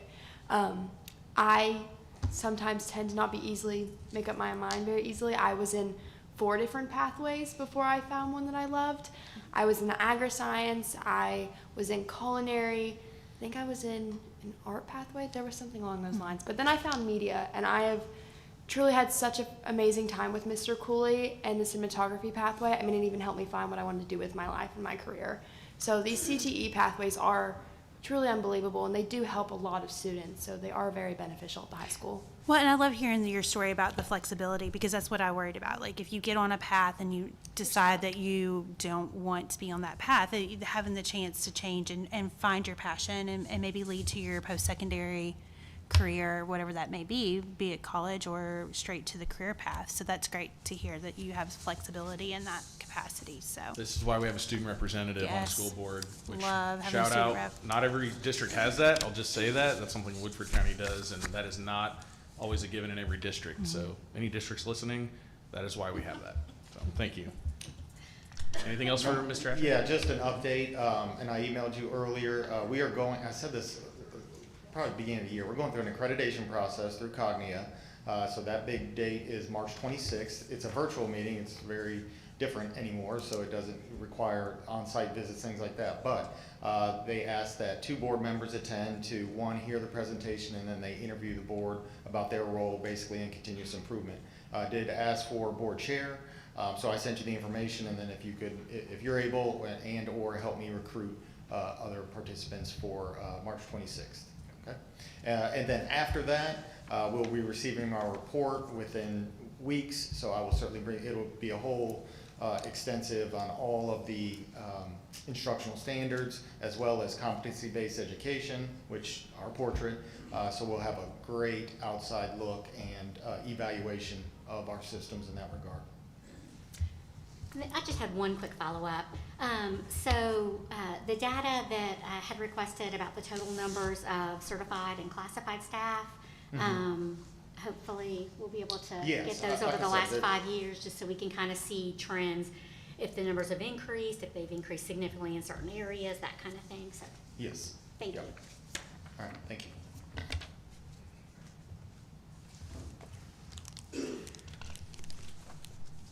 All right, thank you, Mr. Asher. Next, we're going to move into our public comment, and before we do that, I do want to allow Don Morgan, our board attorney, just to address kind of the roles and responsibilities here with the school board. But before I fully hand it over to you, if you didn't have a chance when you walked in or before you leave, we do have a trifold and a one-pager that really breaks down the roles of the school board, superintendent, site-based decision-making groups, and the principals. And I think it's relevant to this. So Mr. Morgan, I'll turn it over to you. Thank you, Mr. Brickler.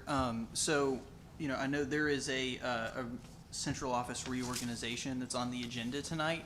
One thing that always comes up when these types of issues are on the agenda that is often a surprise to people is that the board members are prohibited. They create positions and they eliminate positions, but they are prohibited by statute from weighing in on the employment of any particular individual. So I know that, obviously, we probably have some folks here that are going to want to comment on that. But to the extent that we're discussing a particular individual or how this is going to impact a particular individual, as opposed to positions, organization, the board is prohibited by statute from considering that. And so Mr. Brickler may have to redirect you if you get into an area where the board can't go. And that's not because they don't want to hear you, they do. They're simply, this is one area where actually by statute, board members can be subject to removal from office if they go there. And so I just wanted to give everyone that background, and obviously we'll look forward to hearing your comments. Thank you. Thank you. And again, just to reiterate, anybody that's coming up to talk, if it's specific to a school, you may have to say the same thing at that school's site-based decision-making group. So just wanted to put that out there. But we'll go ahead and start. We have, and if I mispronounce anybody's name, I'm sorry, Jacob Peace. And the topic is that reorganization and staffing.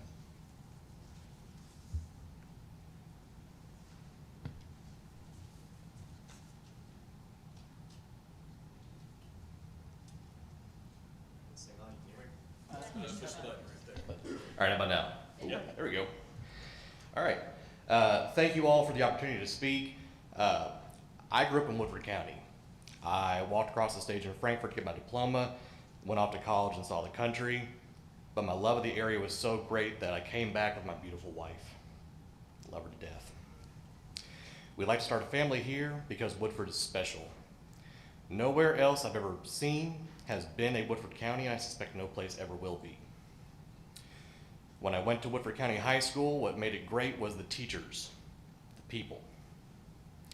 I had the absolute privilege to be taught and coached by some icons of Woodford County, and considered a privilege to consider many of them friends to this day. These educators are intelligent leaders in our community, and they and others are our most indispensable capital as a school district. Without faculty and staff, we have no way to effect the standard of excellence that I was taught to believe in when I was a student at Woodford County High School. A standard that I still believe in as an alumnus. In February of 2025, I was released from my dream job as a conservationist as part of the federal Doge cuts. I can speak from experience that losing a job you love is devastating. And I can also say that I believe the budget is no better off, while I know the folks I was forced to leave behind are seriously overburdened. In the same way, I foresee faculty and staff within the district similarly encumbered if teachers are laid off. And for that reason, I do not believe that a reduction in force is conducive to the standard of excellence we have here at Woodford County. It is my hope that WCPS can dig deep and abide by its core value of finding innovative solutions to problems, budgetary or otherwise, rather than laying good, intelligent, hardworking teachers off. Those are not the cuts to be made, in my opinion. We can find the money without putting the district at a disadvantage when the student population inevitably rebounds. Without these educators, leaders, role models, and tutors, coaches, friends, and loved ones, we cannot adequately meet our mission statement or core values, and by extension, prepare our students for what lies beyond the cap and gown. Thank you for your time. Hail Woodford. Thank you, sir.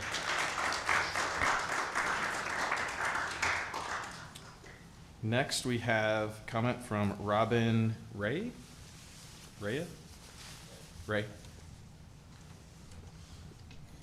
Thank you for the opportunity to speak.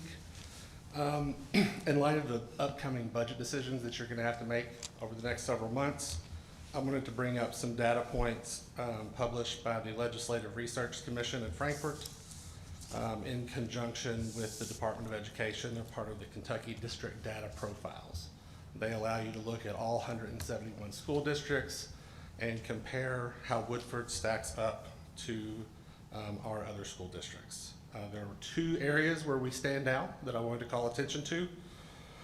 One is instructional funding. According to the Legislative Research Commission, there are only 4 districts in the entire state of Kentucky who spend a smaller percent of their per pupil spending directly on instruction. Only 4, Menifee, Russell County, and 2 others that I can get back to you on. And according to the LRC, we are also in the bottom 20% of student to teacher ratios. I was surprised by both of these numbers, but felt that it was right to share them because we are an outlier and not in a good way. The other area that we are an outlier is administrative and support funding as a percent of our per pupil spending. We are in the top 11 in the state in administrative and support funding. It has not always been this way. 10 years ago, we were in the middle of the pack on both. Over that time, our school admin FTEs have gone up by 40%, and our administrative and support funding per pupil has gone up 70%. The slide that I was able to see yesterday predicted a 15% reduction in educational FTEs at the high school based on a 5% reduction in staff. If that were to go through according to the LRC, we would be in the bottom 6 statewide in student to teacher ratio. I know that you have hard decisions to make in the upcoming months, but we are already an outlier in a negative direction, and any budget balancing that is done at the expense of instructional FTEs is, in my opinion, not the right way to go, and I encourage you to step back from any of those decisions. Thank you very much. Thank you.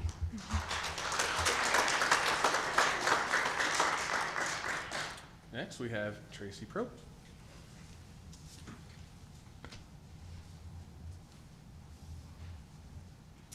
Good evening, board members and community. I come to you this evening as a mother, educator, and a resident of Woodford County.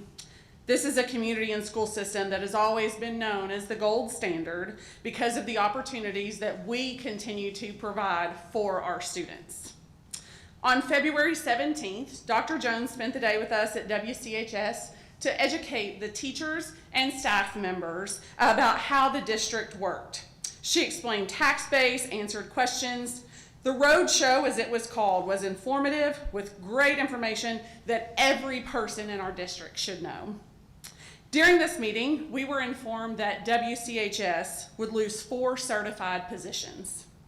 On Friday afternoon, the 20th, our administration called an emergency meeting and said that we were now set to lose 7.5 certified positions, almost doubling what we were told a few days prior. The reason being given is that incoming 8th graders is less than the graduating 12th graders. The enrollment reported in 25-26 is 1,222 kids. The enrollment anticipated next year is 1,164 kids. This is a loss of 58 students. Was this information not previously considered? 58 students, in my mind, does not equal an additional or almost doubling the number of faculty members that we would lose. I do not find that the 8th grade class dropped by 58 members from Tuesday to Friday. I don't know that if this information has simply been overlooked the past 2 months, but as I later reviewed the information on the WCPS budget webpage, every document online also indicated a 4-position cut. Due to the staffing numbers, the administration at WCHS immediately resurfaced conversations about scheduling due to the decrease in funding and increase of a class size because of the staffing allocations that we were told. So I would ask our board members and our community, please show me a Kentucky school with the staffing levels that you are proposing on a 6-period day that was proposed due to staffing and class size, that has the same level of achievement that our students have. Comparable accolades of GSP, GSA, National Merit, Blue Ribbon status, National CTSO honors, National CTSO officers, and so on. Please show me this data, and I will then agree that this step is a step in the right direction. These are not just extras. These are things that our students deserve in order to be prepared for their best.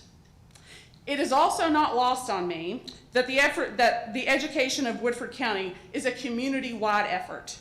In order for our Board of Education to provide the deserved opportunities for our students, our community must be willing to support.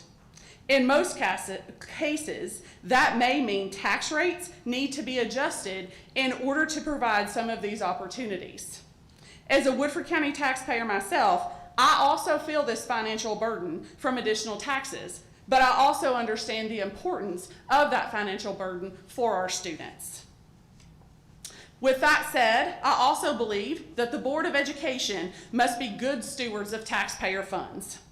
I feel the amount of positions added to the district over the last 5 years has been astonishing, all while teachers continue to have more things added to their plates in terms of classroom management and reporting. I applaud Dr. Jones for looking at these positions. I applaud Dr. Jones for proposing a reduction, consolidation, and reallocation of some of these positions. However, I still have faith that we can find additional funds or make other indirect cuts so that student opportunities and our students in Woodford County do not bear the financial burden of this. I do believe that continuing to cut teacher positions is in the best interest of our students. As you vote this evening to approve the reorganization of positions, I ask that the board consider everything possible to give teacher allocations and money back to our schools, back to our students, even if it means postponing the approval of new positions so that we can go back and make sure that our reorganization is what our reorganization needs to be. Just maybe there is more money to be found prior to the approval of new positions. Thank you. Thank you.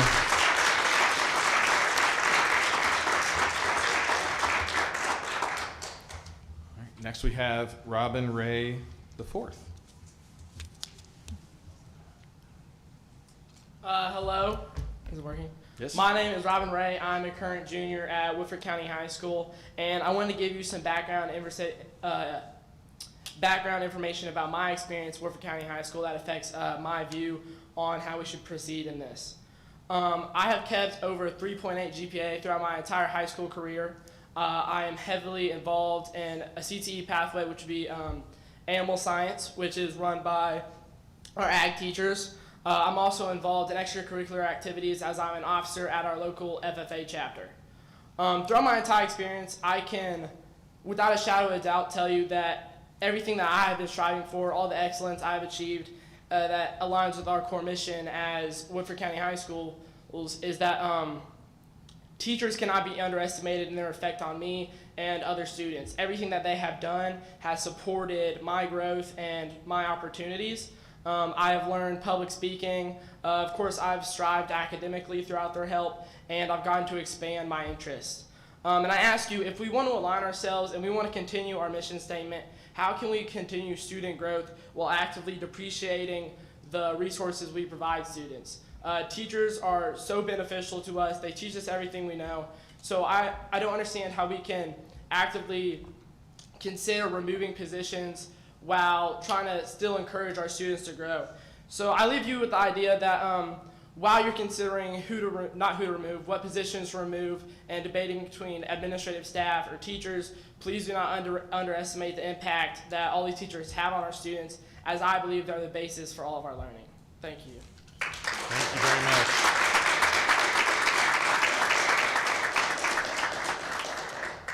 All right, next we have Faith Ann Davis.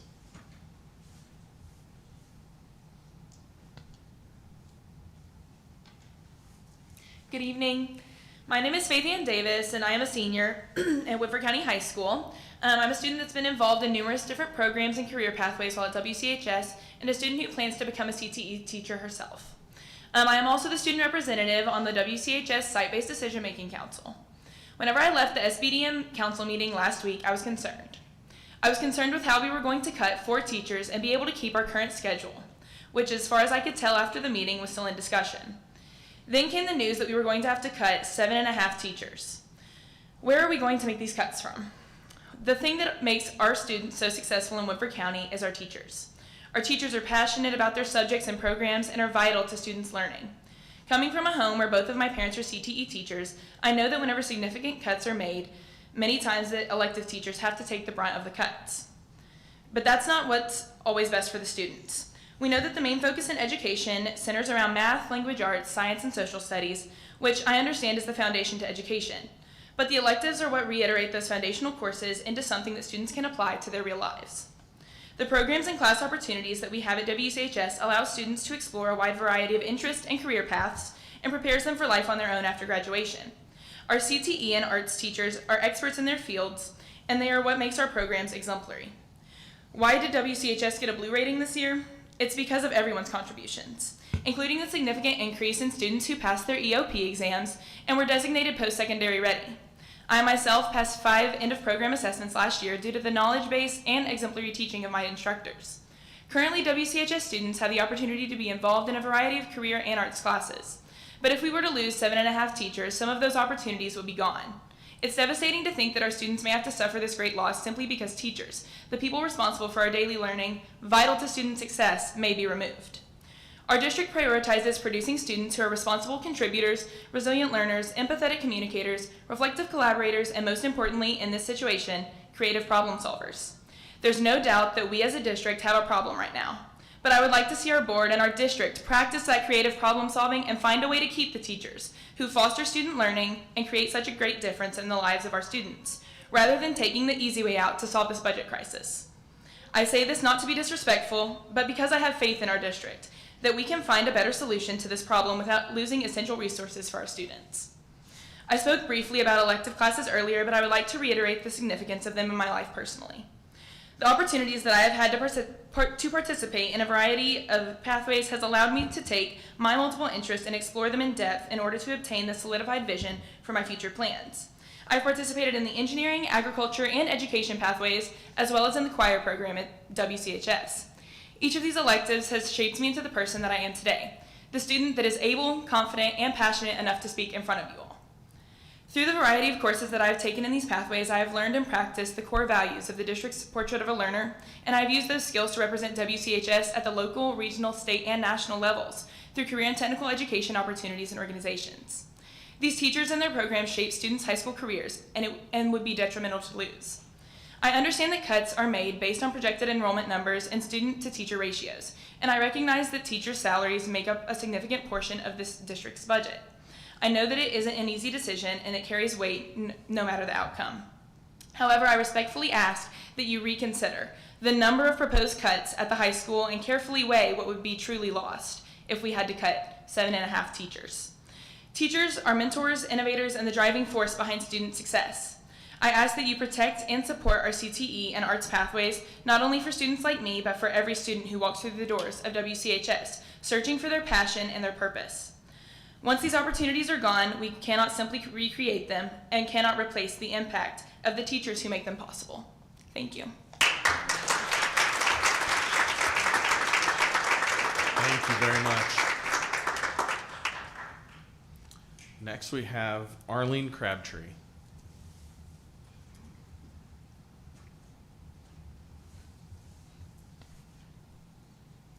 First off, thank you for letting me speak this evening. To add to what... You might have to hit the button. Okay. Thank you for letting me speak this evening. So pretty much everything that needs to be said to some extent has been said by Ms. Probst, as well as some of the others and the students. You guys got to hear that. I am one of those pathway teachers that lives in that world. And I too had questions in terms of Wednesday, the road show, great, very informative, very appreciative. 4 cuts, hey, I get it, I understand. You know, math is math, former math teacher, I understand that. But by Friday afternoon, 7.5. And again, I too, at 58 students, using the 24 to 1 ratio, is 2.4 teachers. I'll give you 2.5. Where's the other 3? Where's the other one? Okay, so 4 to 7.5, you have 3.5. So I don't necessarily agree with that at all, because I would like to see those numbers. But I would also like to say that 24 to 1 is not a reality in most classrooms. Okay, it's just not. The world that I live in, I'm kind of a lone wolf in what I teach. I did the numbers just to see, and right now, based on my current student load that I have, because of the sheer number of preps that I have, I work anywhere from 25 to 35 plus additional hours a week just to ensure equipment is maintained, to ensure that it works, because my students depend on that as part of their curriculum. Okay, that's a given. If we go to losing the shortages that we have and those classroom sizes go up, we're not looking at 24-1 for those of us that have that. We're looking at, because I currently have anywhere from 29 to 32 at any given time in my classroom. That's not what we're looking at. I don't have the space in my classroom with all the equipment that is needed in my classroom. So we really need to look at how does that truly affect? How does that 7.5 teacher cut, how does it affect? If we have to do that and we have to change our schedule from a block scheduling, I, as an individual, am not sure that I can be effective at what I do, because teachers aren't just teachers. They do a lot of other things. And like they have stated, the successes that our students have is not by accident. Thank you. Thank you.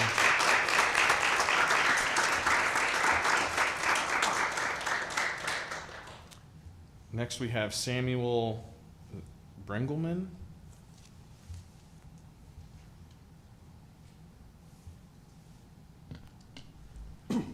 My name is Samuel Brengelman. I'm a senior here at Woodford County High School, and I believe that you can't put a price on education. Cutting teachers, their pay, and increasing class sizes diminishes the value of the education that the next generation is receiving. Increasing salary in other areas while decreasing theirs seems a bit redundant. That money can be put back into our teachers and to better our education system. Earlier, the Southside kids had a performance about loving healthy food. Unfortunately, they won't be able to learn about what healthy food does for them without the amazing teachers that we have here tonight teaching science like biology and anatomy. They won't have access to that food without the wonderful people here and the wonderful teachers that I've had teaching them agriculture.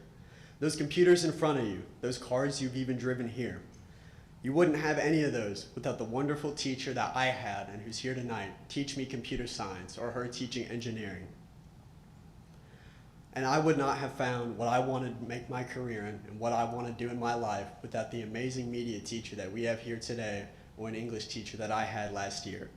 Teachers bring a great value to students, education, and education is one of the biggest backbones of our society, and these teachers heavily support that. A vote in favor of cutting teachers is a vote to dismantling education, which Kentucky Senate Bill 2 already tried to do and was shot down by our Supreme Court.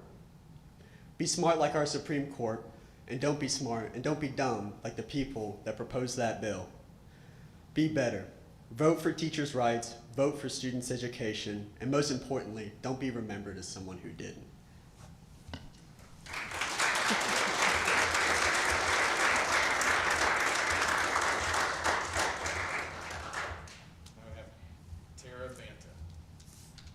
Tara Banta.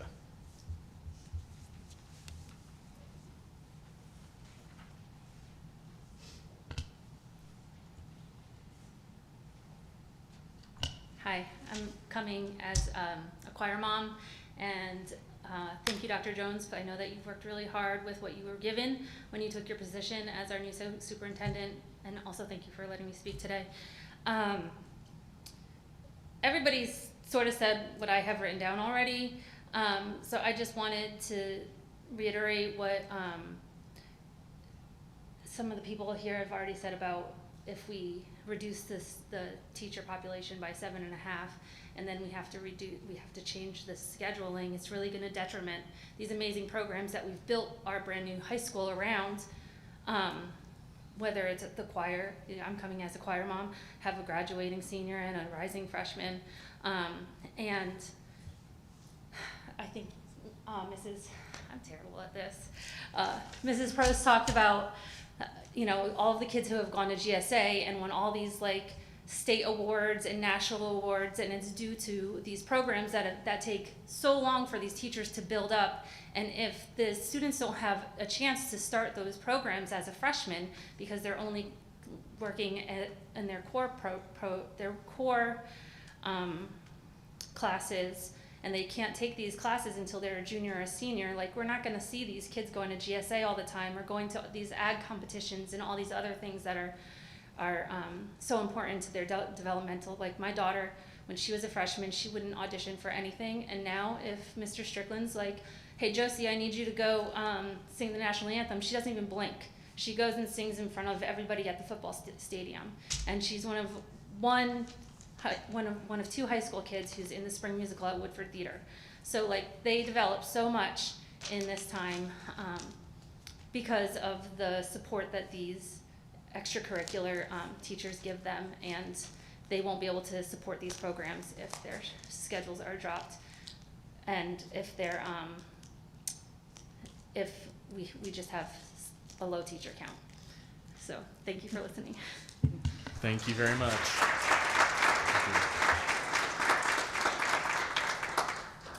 I believe Ms. Bailey also has some emailed public comment. That's everybody that signed up for a live comment, but we also received some email that she's going to share.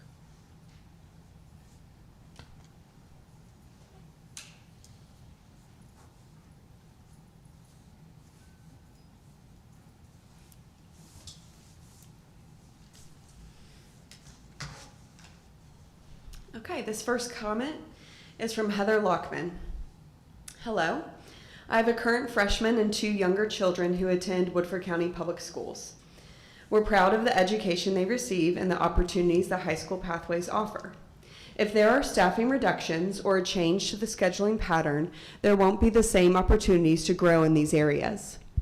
The agriculture program, pre-nursing, and pre-pharmacy technician pathways are something our daughter loves and has planned her future schedule around. Our county excels by preparing these students for careers or a jump start on thriving at college, being eligible to be a certified nursing assistant, as well as a registered pharmacy tech by graduation, and getting exposure to areas of interest.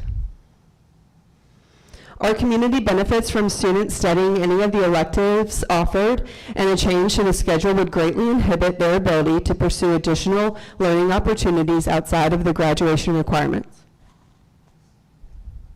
Please don't prevent the students from going through these experiences by changing the schedule or reducing staff.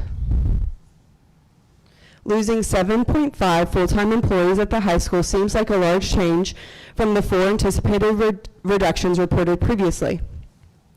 The high school student parents haven't been informed of the need for staff reductions, possible schedule change that laying off more than 5 teachers may require, as noted in your minutes, and how the student learning opportunities may differ from reduced elective offerings.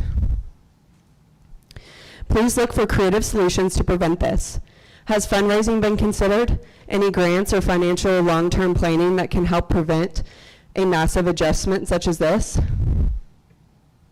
I see the agenda has a proposed new position for funding a migrant family support position. How does that best serve the student and school if they are losing several teachers? Please continue to consider what else can be done to prevent a scheduling change and minimize the staffing impact to give our students the best chance to continue their excellent school offerings. Thank you, Heather Lockman.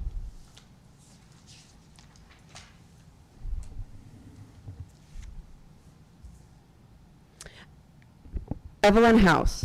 Is this working? It's working? Okay. Every day I wake up and go to a class I don't want to go to.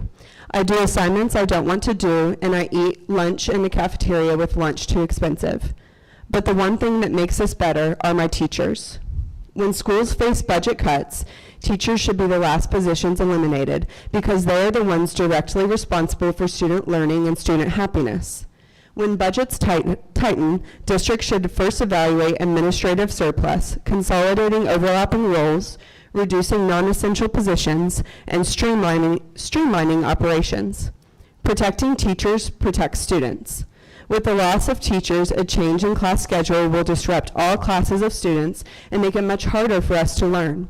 A change in schedule that is only due to a decrease in our educators. So find another cut. Our teachers are not one of them. Hunter Sutherland. My name is Hunter Sutherland, and I'm a junior at Woodford County High School. I've recently seen discussion about potential teacher layoffs and the possibility of switching to a different bell schedule next year. I strongly feel that the schedule should not be changed, especially since students have already completed scheduling for next year. Many of us, including myself, specifically planned our schedule around opportunities such as co-op and work-based learning programs. If the school moves to a 6 or 7 period schedule, it could directly interfere with these classes and programs, impacting students who have already committed to them. At the very least, I believe a survey or vote should be sent out to the students of Woodford County High School to gather our input, since we are the ones who will be most affected by these changes. Thank you.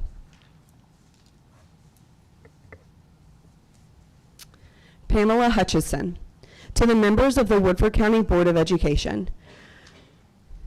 As you heard during public comment at the January board meeting, I have concerns about the draft budget, specifically the reduction of certified staff days from 188 days to 187 days. During that meeting, Dr. Jones mentioned the additional day was added this past year prior to her time in the district, when the transition was made to the new high school.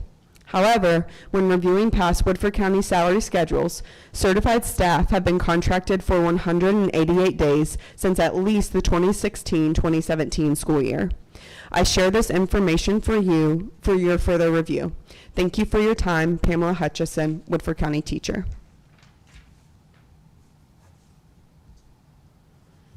Harper Beasley. Hello, my name is Harper Beasley and I am a senior at Woodford County High School who is concerned about the proposed cutting of 7.5 teachers that is being discussed and voted on this evening. I understand budget cuts need to be made because of the detrimental financial situation our school is in. However, I and many other students and parents believe that cutting our teachers is not the right place to do that. If you voted to cut the 7.5 teachers, the school would be forced to change how our daily schedule works because there would be less classes. Currently, our schedule works on an alternating black and gold day schedule with 4 classes on each day. This allots each student a total of 8 classes, which allows for your 4 core classes, essentials like PE and health, work-based learning, and student aid blocks and electives. Our classes are roughly 75 minutes each, which allows for real learning in each one, and every student is able to get individual focus. I have never had a class beside freshman year PE that was longer than 30 minutes. And the best learning has come in classes about 20 and under.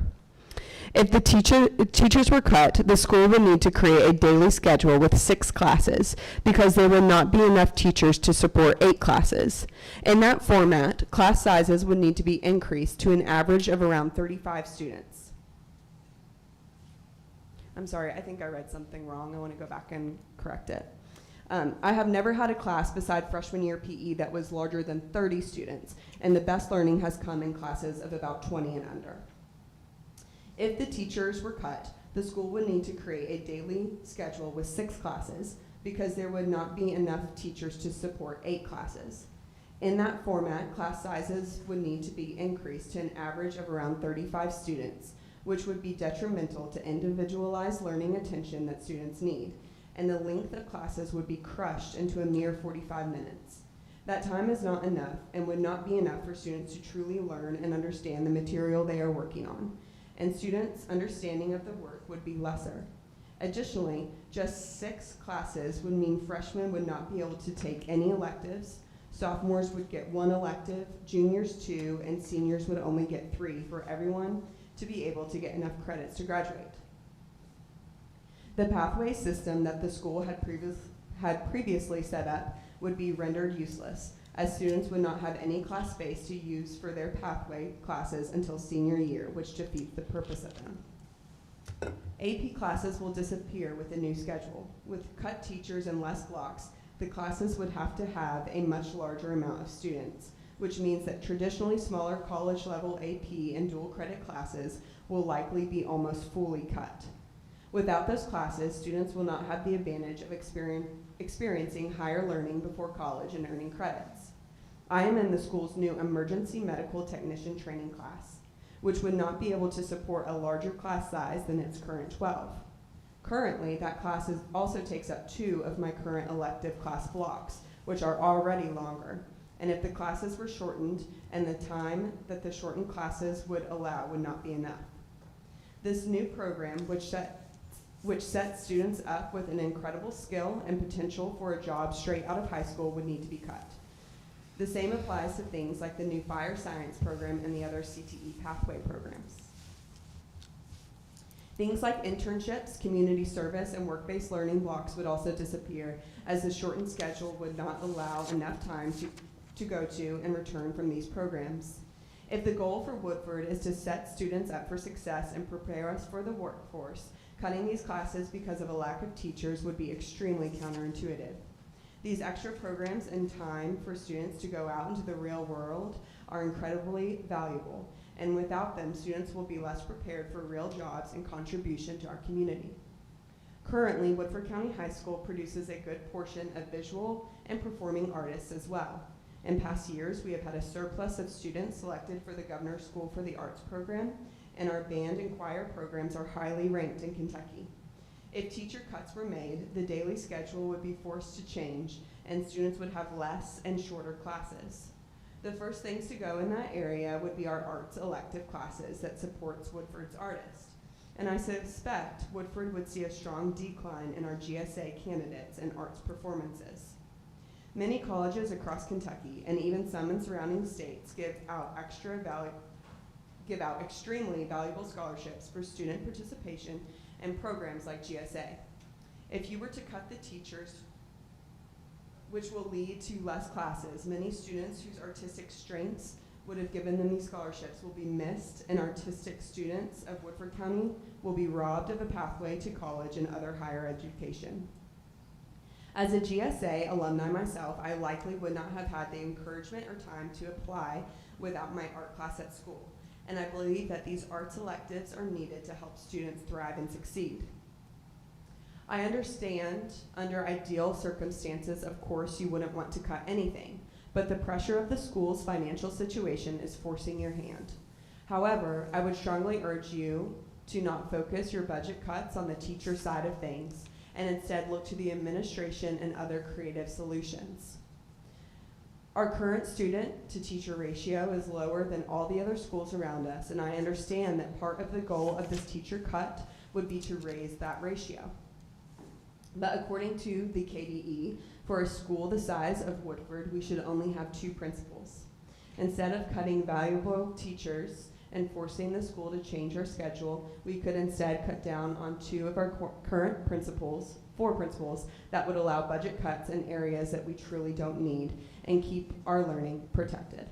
This would likely not be enough cuts, but it would be a significant portion of what needs cutting, considering the principals are paid significantly more than any teachers you would be cutting. Additionally, there are other positions within the school administration that could be reassessed to understand the necessity of them and cuts made places other than teachers. I will be graduating this May and won't be impacted by changes made for the next school year, but my younger sister is a freshman this year, and I care about her and the rest of Woodford's future students receiving the same quality of learning and advantageous positions I have. I believe that not cutting teachers will be an investment in the students' futures and will help the school's representation and financial situation in the long run. And I again urge you to avoid cutting the 7.5 teachers. If they are cut, the school will be forced to change the schedule, which will be the fault of the board. So please, when you vote, think of the people you represent. Thank you, Harper Beasley.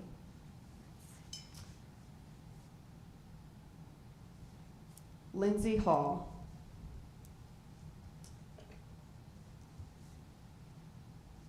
As stated, my name is Lindsay Hall, and I'm the mother of 3 current students in the Woodford County Public School System. I have a junior at Woodford County High School, an 8th grader at Woodford County Middle School, and a 5th grader at Southside. My concern stems from the possibility of class scheduling changes at the high school. Information is swirling around social media, specifically Facebook, about changes that the administration wants to see implemented at the high school that the SBDM Council would be voting on at their next meeting in March, and I am unsure if this is true or not. Point being that we need transparency and communication about what is going on. We are reading information and being told from staff that due to budget cuts, school staff members will be cut anywhere from 4 to 8 teaching positions in the upcoming school year.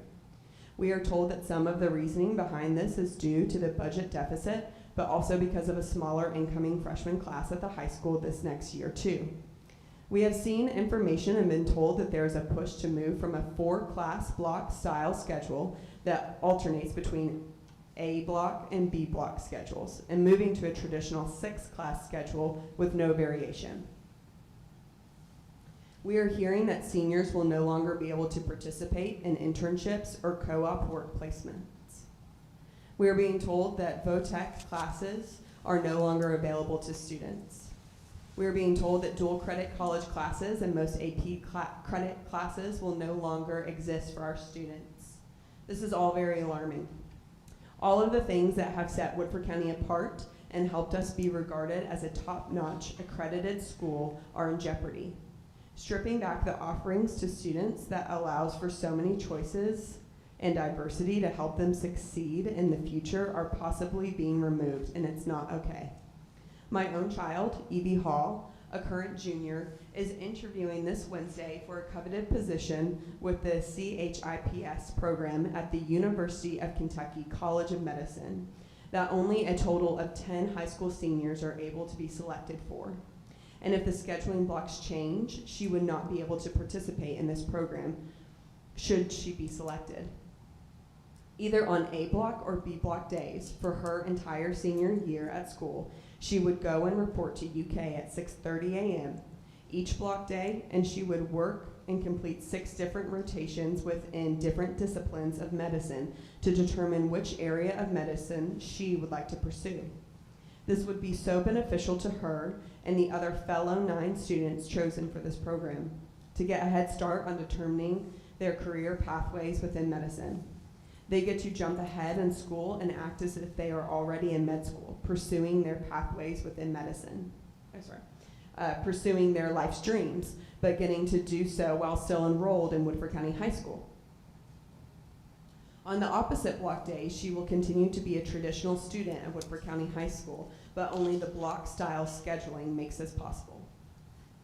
I have reached out to SBDM council members to ask for clarification on what is happening, and there seems to be a huge discrepancy in what all information everyone knows. I have been told that the SBDM council believes that the conversations are happening to begin discussing a potential hybrid class schedule system. When asking what the details of this are, there seem to be 4 different potential pathways that this new hybrid system could consist of, but yet no one is at liberty to discuss in detail the particulars of this. It's also been mentioned that a parent survey was sent out sometime in the past year or so to ask parents' opinions of the current block scheduling system. I can assure you that the survey was so vague that no one had any idea as to what they were asking for parent input, or even as to what other alternative class scheduling options there might be that could potentially be implemented. The biggest problem is that there is no transparency. Parents and the community all need to be educated on why potential other class scheduling models are being looked at and what the benefits of the implementation could be. Parents need to understand why changes are being wanted and pushed for by current administration. It isn't right for the school board or the SBDM council to make decisions for the community without us being fully educated on all aspects of potential changes so that we can make informed decisions and share our desires with the board and council members. Ultimately, our students need to be protected, and their best interests do not need to be sacrificed at the expense of saving $1 due to budget concerns. Kind regards, Lindsay Hall. Evie Hall. I would like to start by stating my preference for the next school year's daily schedule. I believe that the scheduling for A-B block days is the best option for every student. A-B blocked scheduling is the best issue for multiple reasons. As there are many reasons for this part of scheduling, I believe it is more important to focus on what would happen without it. If our school days were implemented into 6 or even 7 classes a day, it would hurt all students. I have heard that there are concerns with A-B block scheduling and the issue of teacher-to-student ratio. Yet, currently we have a few different classes that account for the teacher-to-student ratio in a classroom during some blocks. You want to cut 7.5 teachers, all because of 58 less kids coming in than going out. But I believe that you are not accounting for our open enrollment options. There are many different reasons that people want to come into our school district, some of which include athletics, certain needs, and better opportunity. Also, the need for teachers should not be going down because you are also not accounting for future class sizes. The current 6th grade class is bigger than both the current 8th and 7th grade classes. Without A-B scheduling, there would be a multitude of issues. To start, there would be less class time. This would be very difficult due to the fact that in all of my classes, we still manage to push the time limit. There would be limited electives. Freshmen would not have the opportunity to start a pathway that first year, which means in turn, they will not be able to finish a pathway. Yet somehow, a graduation requirement is to finish a pathway. There are many things that are not being thought through. AP and dual credit classes will be reduced dramatically. This limits chances for students to be able to be advanced and pulls them down to the average of everyone else. Seniors will not be able to leave and go get real world opportunities. I thought our school was about getting ready for the real world. Yet every single piece of information going with this new schedule will go against everything that our school has ever taught us. There is plenty more I would love to say, yet I'm running out of time because you all have tried keeping this a secret because you all know that everyone in the school, district, and community will be against this. I ask that you please take this and everyone supporting my concern into much consideration. I believe that if we do not do A-B block scheduling, it will truly be the downfall of our community. Sincerely, Evie Hall. Sheridan Dixon. Good evening. I am a WCHS 2025 graduate and am currently in my 2nd semester of nursing school at BCTC. It is thanks to the amazing teachers and A-B scheduling at Woodford County High School. I was able to take my prerequisites for nursing, such as medical terminology, SRNA certification, English 101, AMP1, AMP2, and more at a cheaper cost. These classes are difficult as is. Removing the A-B scheduling would allow less time for the content and make it harder to digest and retain. This A-B scheduling is essential to getting ahead and completing pathways. Our teachers already make do with stretched resources. Do not make their jobs harder. Sheridan Dixon. Thank you, Ms. Bailey. I have a question. And Can I kind of comment? We don't. Don't have time? Well, no, not time. We don't typically converse on the public comments, but if anything lines up with one of the topics we're talking about, maybe that Perfect. time. And just to clear up, not that I'm conversing with the public comments, but I do want to let everybody know we are not voting on the staffing allocations tonight. That is not what we're doing. Tonight we are voting on the reorganization of central office. So I just wanted to be clear about that so that anybody that thinks we are voting on staffing allocations, that's not correct.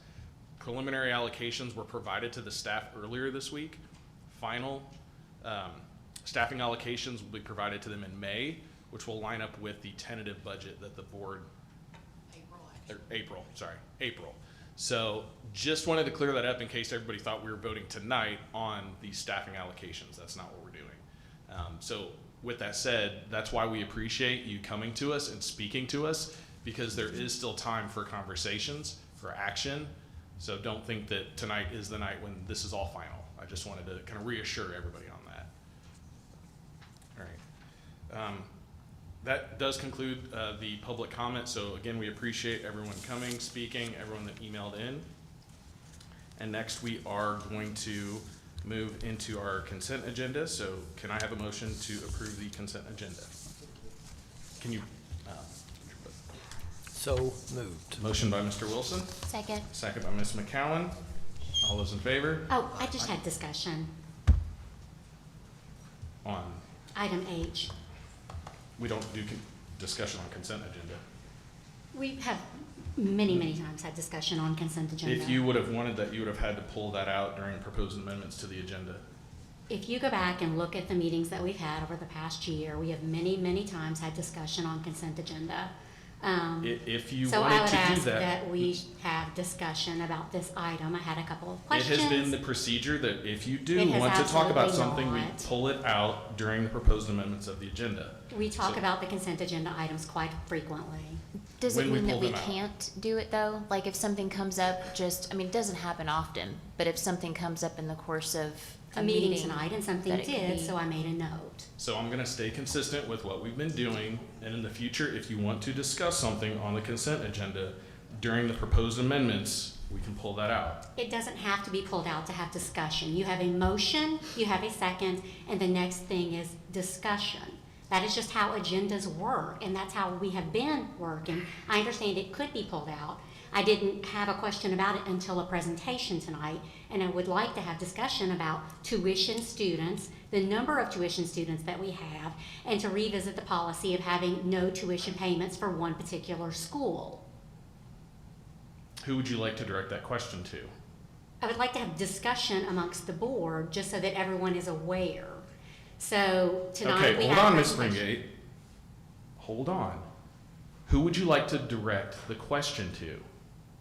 I would like to have discussion amongst board members so that we're all aware, that the public is aware, and also to have a question. I assume that Mr. Asher or the superintendent would email us the answer. That seems to be how things are working, and I'm fine with that, but I think we need to have a larger discussion. We're talking about cutting teachers, and so this directly impacts that if we're talking about our open enrollment numbers, how much revenue we're receiving from open enrollment, and then also just the fact that we do have one school where there is no tuition. So I think that it would be Okay, good to okay, have a hold on. discussion. I will allow it this time. Going forward, if you want to pull something out of the consent agenda. I just want to have a discussion. That is the same thing. The consent agenda is to approve the consent agenda as total as is. If you want to discuss something outside of that, in the beginning of the meeting, we have proposed amendments to the agenda.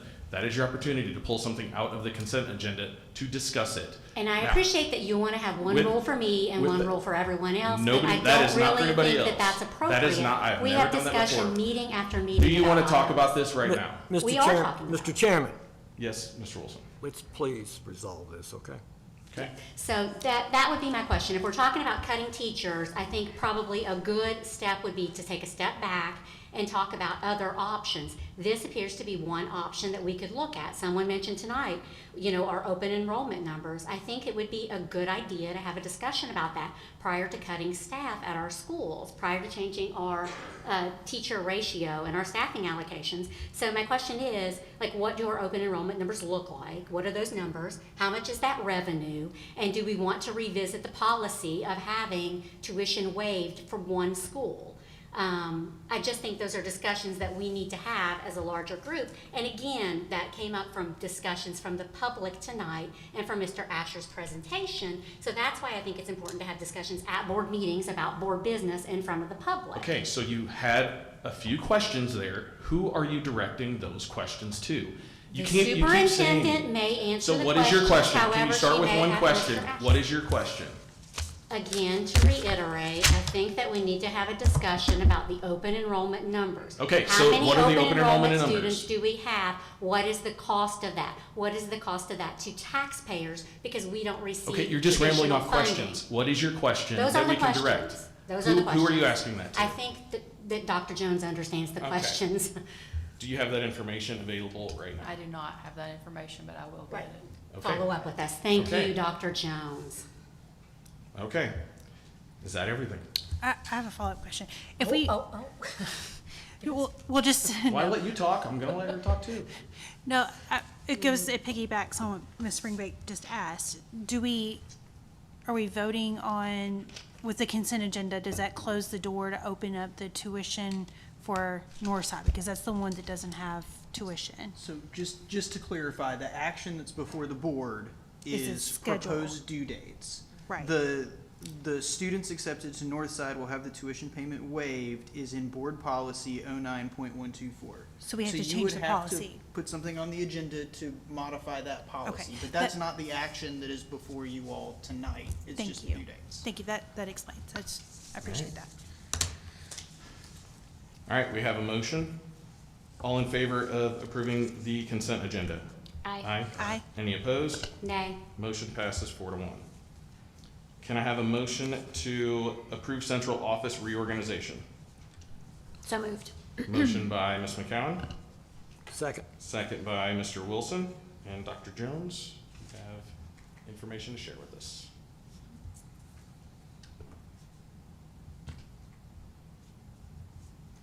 Sluggish today. Freezing cold.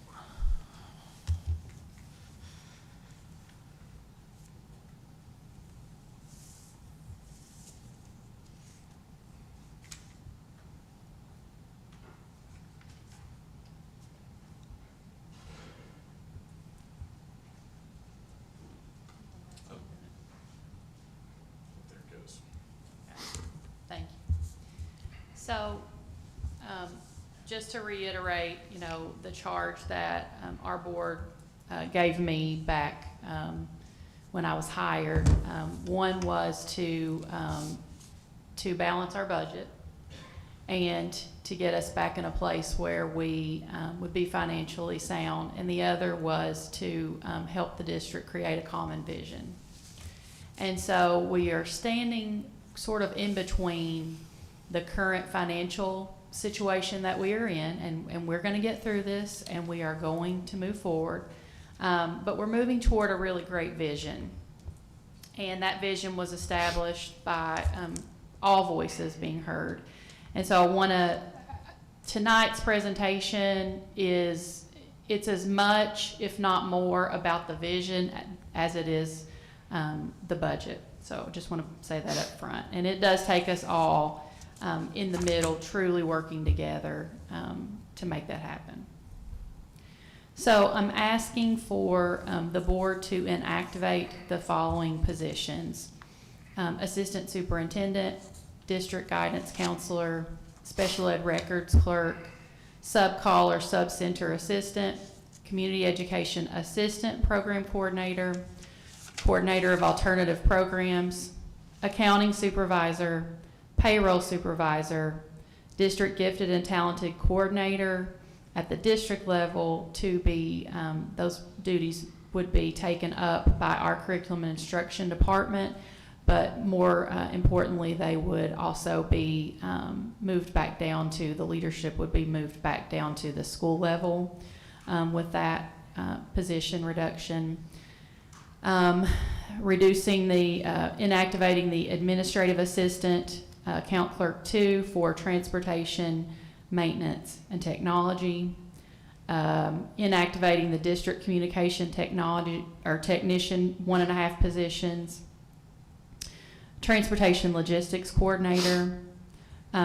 Reducing the central office positions by 1, or for custodians by 1, and then inactivating the computer training specialist position. And I'm asking the board to, with the reorganization that I'm going to talk about in just a minute, to create a director of student services, a director of staff services, an administrative dean of alternative ed, an account clerk 2 for operations, a payroll clerk, half 0.5 and 0.5 staff services support, and then half-time home health instructor, half-time 504 coordinator for our district with 16 extended days for the summers, for coordinating summer school. So I want to start by saying that, we've heard our citizens, we've heard our students and our staff members talk about really what we're moving toward and what we already do so well and what we're going to continue to do, which is really we have that legacy of excellence and creating a future of opportunity. In order to do that, we truly do have to balance our budget. We do it this year, or the Kentucky Department of Education does it next year, and that means this board would not retain any financial management of the school system. So with that being said, I do want us to look at the reorganization and what I'm recommending. So it was very clear from staff and students and families that these were the 4 pillars that we need to work on in our vision. One of those being successful and engaged students, and a lot of that work is happening already with our portrait work, and it will continue to get better and better and see student results from that, student learning results increase. The second one is an area that we really have heard loud and clear that we need to focus on as a district, and that's skilled and committed teams. And so in the reorganization, I'm asking for a classified position that would be a director of staff services, because in the realignment, I'm asking that, and I would like to create a department that truly does focus on taking care of our staff members. From hiring, and it's everything in that column, from hiring to mentoring to training to making sure that our staff members know what their benefits are, that things are done accurately, and that we provide continuous support for our staff members. The third column is caregivers and community partnerships, and that really centers around truly supporting our families, supporting our caregivers, and capitalizing and informing our community about what our needs are for our students. And then last is stewardship, which is really taking care of what we've been given, from our budget to our facilities, the processes we have in place to make sure that we continue to be a successful school system. So the reorganization in eliminating one assistant superintendent would just be the superintendent, the chief academic officer, and the chief operations officer, as well as the public information and communications officer and an administrative assistant. Then under chief operations would be the director of finance, the director of maintenance, transportation, the director of food service. We are not filling the director of technology, so that would remain open. Coordinator of district-wide programs, and athletic director. And then I'm asking that one of the positions I've asked to be created that I talked about was that director of staff services. And so this department truly would be around making sure that our stewardship and also our teams, our employees, are taken care of. Then the director of finance, under them would be one assistant finance director, accounts payable, the revenue clerk, and then school bookkeepers, which there are 6 of. Director of transportation, you can see the individuals that would be under there. Bus drivers, monitors, transportation data assistant, the vehicle maintenance supervisor, and the training coordinator. And then we have 2 mechanics as well. And then under director of maintenance, you would see that none of the positions that I'm asking for would be impacted, would make a difference there. Same with director of food services, no changes proposed there. I did want to mention that when we were doing comparisons of districts around us, we have 1 full-time athletic director, and then there are 3 stipended positions that also assist the athletic director. I've heard different, interpretations of that, but I want to make that clear. That is 1 staff member, 1 position, and then 3 stipended positions that assist. And then with our coordinator of district-wide programs, that position would be over preschool, community ed, and then part of community ed is the ETC program. Director of Student Services would be the department that we're discussing with the reorganization of truly trying to target the skilled and committed teams, ensuring that our staff are taken care of. And so that would be the Director of Staff Services, a classified position, 2 payroll, 1 payroll, half payroll, 1 half staff services support, and then an employee benefits specialist. Director of Technology, we would not fill that position with anyone. Our Chief Operations Officer would also serve as Director of Technology.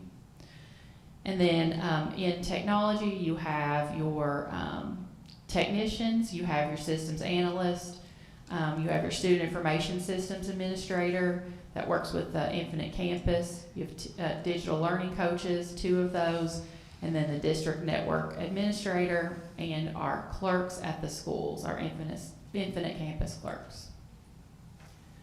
And then under Chief Academic Officer, we would have student services, and that's a new position I'm asking for, the Director of Student Services. We would have Director of Special Ed, Director of Student Achievement, and Migrant Education Program, as well as an administrative assistant. Truly, that department is going to really center around just ensuring that our students have what they need, both support-wise and academically, to be able to meet their goals and to be able to be successful. And so moving those under one department really does continue what we already do so well for students. And then also under the Chief Academic is the Director of Student Achievement. And there's an MTSS coordinator, that's 0.5. And then digital learning coaches also work under that department as well. And then a coordinator of curriculum instruction and assessment. And then Director of Special Ed, you can see here school psychologists, occupational therapists, physical therapists, speech pathologists. We have special ed leads that at the school level that receive a stipend. And we have ARC chairs as well. We have hearing and visually impaired instruction, 3 of those positions, and an administrative assistant. And then finally, under the Director of Student Services would be the police force, our force here in Woodford County, our district health coordinator and the nurses, our home hospital program, the assistant director of pupil personnel, which is our district social worker, and then our family resource youth service center coordinators. So in that department, I'm asking for a Director of Student Services that we talked about. I'm also asking for, I'm asking for you to inactivate the coordinator of alternative education. I'm asking that be created as an admin dean of alternative education, and they would be the administrator in charge of Safe Harbor, which has 4 teachers and a counselor, and then WVLA, which has 1 teacher and 1 counselor. And also the other position I've asked that we create is a part-time home hospital teacher, 0.5, and that position would also be a 504 coordinator. We already pay for subs additionally to support our home hospital program, and so this would actually be a cost savings as well. So the other thing that I'm asking the board to take action on, and this is, I feel very strongly about really being able to expand the opportunities that we have for students at Safe Harbor. And so after rounding with students and staff at Safe Harbor, I'm asking that we relocate Safe Harbor to the newest wing here at the central office building to be able to give them several more classrooms and more just room to be able to expand services and to give them more opportunities to be involved with CTE opportunities, as well as just having more space. So currently, Safe Harbor is located at our preschool center. Was originally built, I think, in 2000 as a preschool center. And so they are currently in 4 classrooms. And as middle school services expand and really looking at, based on staff and student feedback, we feel like we need to really have an opportunity to have more space there. So the newest wing, as many people tell me, is the English Hall. On the bottom floor, we are asking that Safe Harbor for next school year be located there.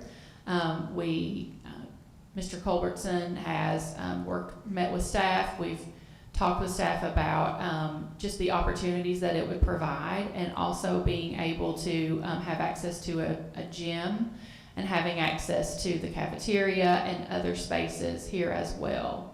And so we're really excited about the future that really provides for our Safe Harbor students.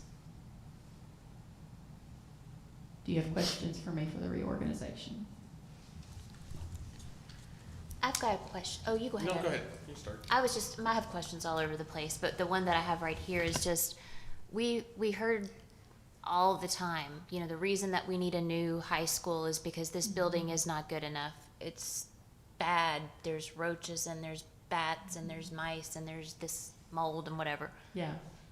So we've had central office here now for a year. 1 year. Yeah. And so I think some of the concerns that I'm hearing are, if this building was not okay for high school students, how is it okay for Safe Harbor students? And really, we had no conversation about central office moving here. It just happened. But I just wonder if you could speak to that, because I think that's something that I'm hearing from people in the community, and it would be good to just kind of So in settle my that. experience so far, you know, we use a limited amount of the building. And so we right now use the newest, you know, some of the newest portions. And to bring Safe Harbor over, it really would, like for me, to be okay with it and to feel like it was a good move for students, it had to be a better opportunity for students. And so that wing is in good shape. That wing is in excellent shape. We would be able to have a secure vestibule entrance there. You know, we would be able to truly have more space to be able to expand to meet the needs of our students and to be able to increase therapeutic services for our students. You know, Safe Harbor truly is a special place, a special staff, and it became very clear to me that we needed that additional space. I personally, our building, the portion of the building that we use has been a great space. We enjoy it, and the space they would be moving into is also a great space. And I think you wouldn't know this, Dr. Jones, but maybe Ms. Springate or Mr. Brickler, was there an air quality study that was done on this building? I vaguely remember something like that, and they even looked like, I think a rumor was black mold as well, and things, and they disproved all of that. Okay. And I believe the air quality study was clear. Okay. We could probably find somebody to look back. I can go back and look. I was look just back trying at to, that, yeah. but yeah, because I remember that being a concern too, and that was disproven. So. Well, I just had a couple questions. One, I know when we had the January budget meeting, we were told that there would be approximately $885,000 in reductions to central office. Is that the amount of the reductions and the changes that you're recommending tonight? Good question. It actually exceeds that amount just a little bit. Now, here's the thing. When you calculate those salaries, you know, it depends on the person that comes into a position and how much experience they have. But yes, it actually does exceed that amount, Ms. Springate. Okay, and then we were also told that the staffing reductions would be in all departments. So are there staffing reductions in all departments? Do you Yes. have numbers that you can kind of show us? This department with this number, and now we're down to this number, just something of that Yes. nature. And it doesn't have to be tonight. I just want to make sure to follow up. Yes, I can actually tell you that right now. So, with the reduction or the inactivating positions, I'm asking you all, the biggest, so every department, so I'll just go through the positions. Assistant superintendent, of course, is from the leadership, that would be the leadership level, but specifically, really in both student services and staff services. But then creating two new positions to have more attention on those areas.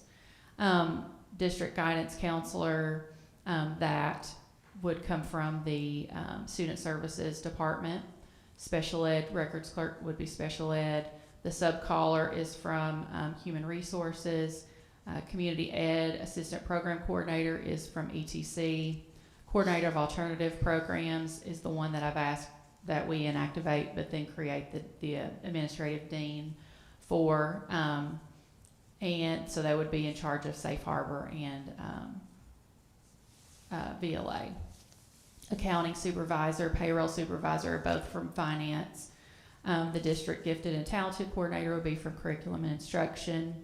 The district computer technician reduction is from technology. The transportation logistic position is from transportation. Custodial, the reduction by one, of course, is custodian, maintenance. And then computer training specialist is also from technology. And then the administrative assistant would be both transportation, maintenance, and technology. Thank you. And then I guess I had another question. Just in one of the public comments tonight, some data was discussed from the district data profiles. Is that something that we can have a discussion about possibly at the next board meeting? Because I did and have consistently said that I think that our admin costs are just kind of out of whack and have gotten out of whack. And I know I ask a lot of questions like, can we see the numbers? Can we see the increase of our staff at different kinds of areas, positions, that sort of thing? So I think that's something that we really should absolutely 100% look at before we talk about any cuts that touch students, which again is why I voted no last month on the budget. I just want to make sure that we're having a holistic, larger discussion where we're talking about, you know, kind of all different kind of aspects and avenues of cost reductions, and that the very, very last thing that we want to do is cut anyone that touches our students on a daily basis. So I think it would be important to kind of have that data and that information, because really and truly, I mean, our decisions, you know, can only be based on if we have good information, if we have information early, if, you know, the public has the information, and if we have time to kind of talk with our constituents, you know, prior to votes. That is absolutely ideal. So. Yes, actually, I'm very interested in that as well, so I made a note to look at that specific report. Yeah. Thank you. Dr. Gould? You ready for me?